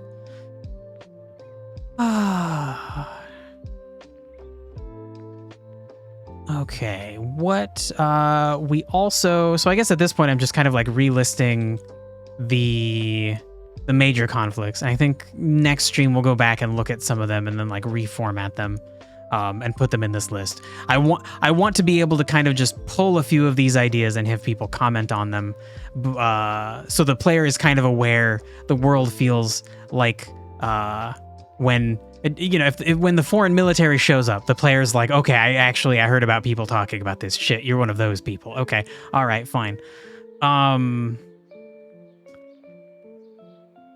I think those are good for now. I think these might be like the major things. I kind of want some kind of Team Rocket thing. Like a crime syndicate, smuggling glass, and maybe also symbiotes. We could I could finally fix Team Rocket. I could make Team Rocket like competent. Like, I hate that Team Rocket is so bad at doing anything. It's very frustrating.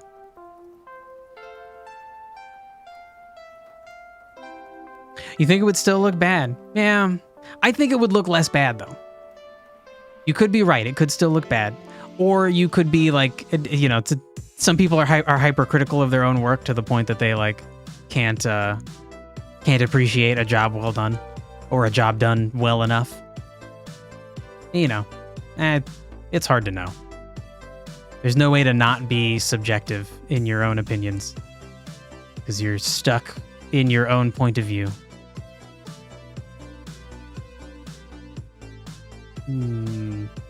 Okay. So yeah, I think these are good for the conflicts, and then we'll have the quests kind of, the quests will expand these conflicts, and then I think we'll need to choose one of these to actually kind of start being a problem. But maybe that doesn't have to be a problem until we get into Region 1. Right now we're in the starting region, Region 0, so maybe it's okay that things are not, things aren't like scary and serious yet. There are some scary, serious things being talked about, like murmurings, rumors, things that are building up. Like, oh, have you heard that maybe people are smuggling glass out of the country and they shouldn't be? That could be bad for us. Yeah. But then for the most part, it's just like, hey, help rebuild this school. Maybe there's something weird going on at the school. But the people in charge of it are respected and they seem like they mean well. So it should be okay. But what's going on at the school? And then also, player, you should go explore and like see the world and become a spirit warrior. And then also like maybe help clear out the like poisoned water or the imbalanced wind that's happening in the region. All right. Okay, so I think I need to wrap up. I gotta go get ready for a doctor's appointment. I'll be back tomorrow and we'll work more on this. And then Friday we'll do more coding. So shit. Thanks for hanging out, dudes. It's good to be back again. Good to be doing lore. I feel like it feels good. It feels rewarding. It's nice. It's fun. I don't know. Have a nice day. Take care. Bye bye.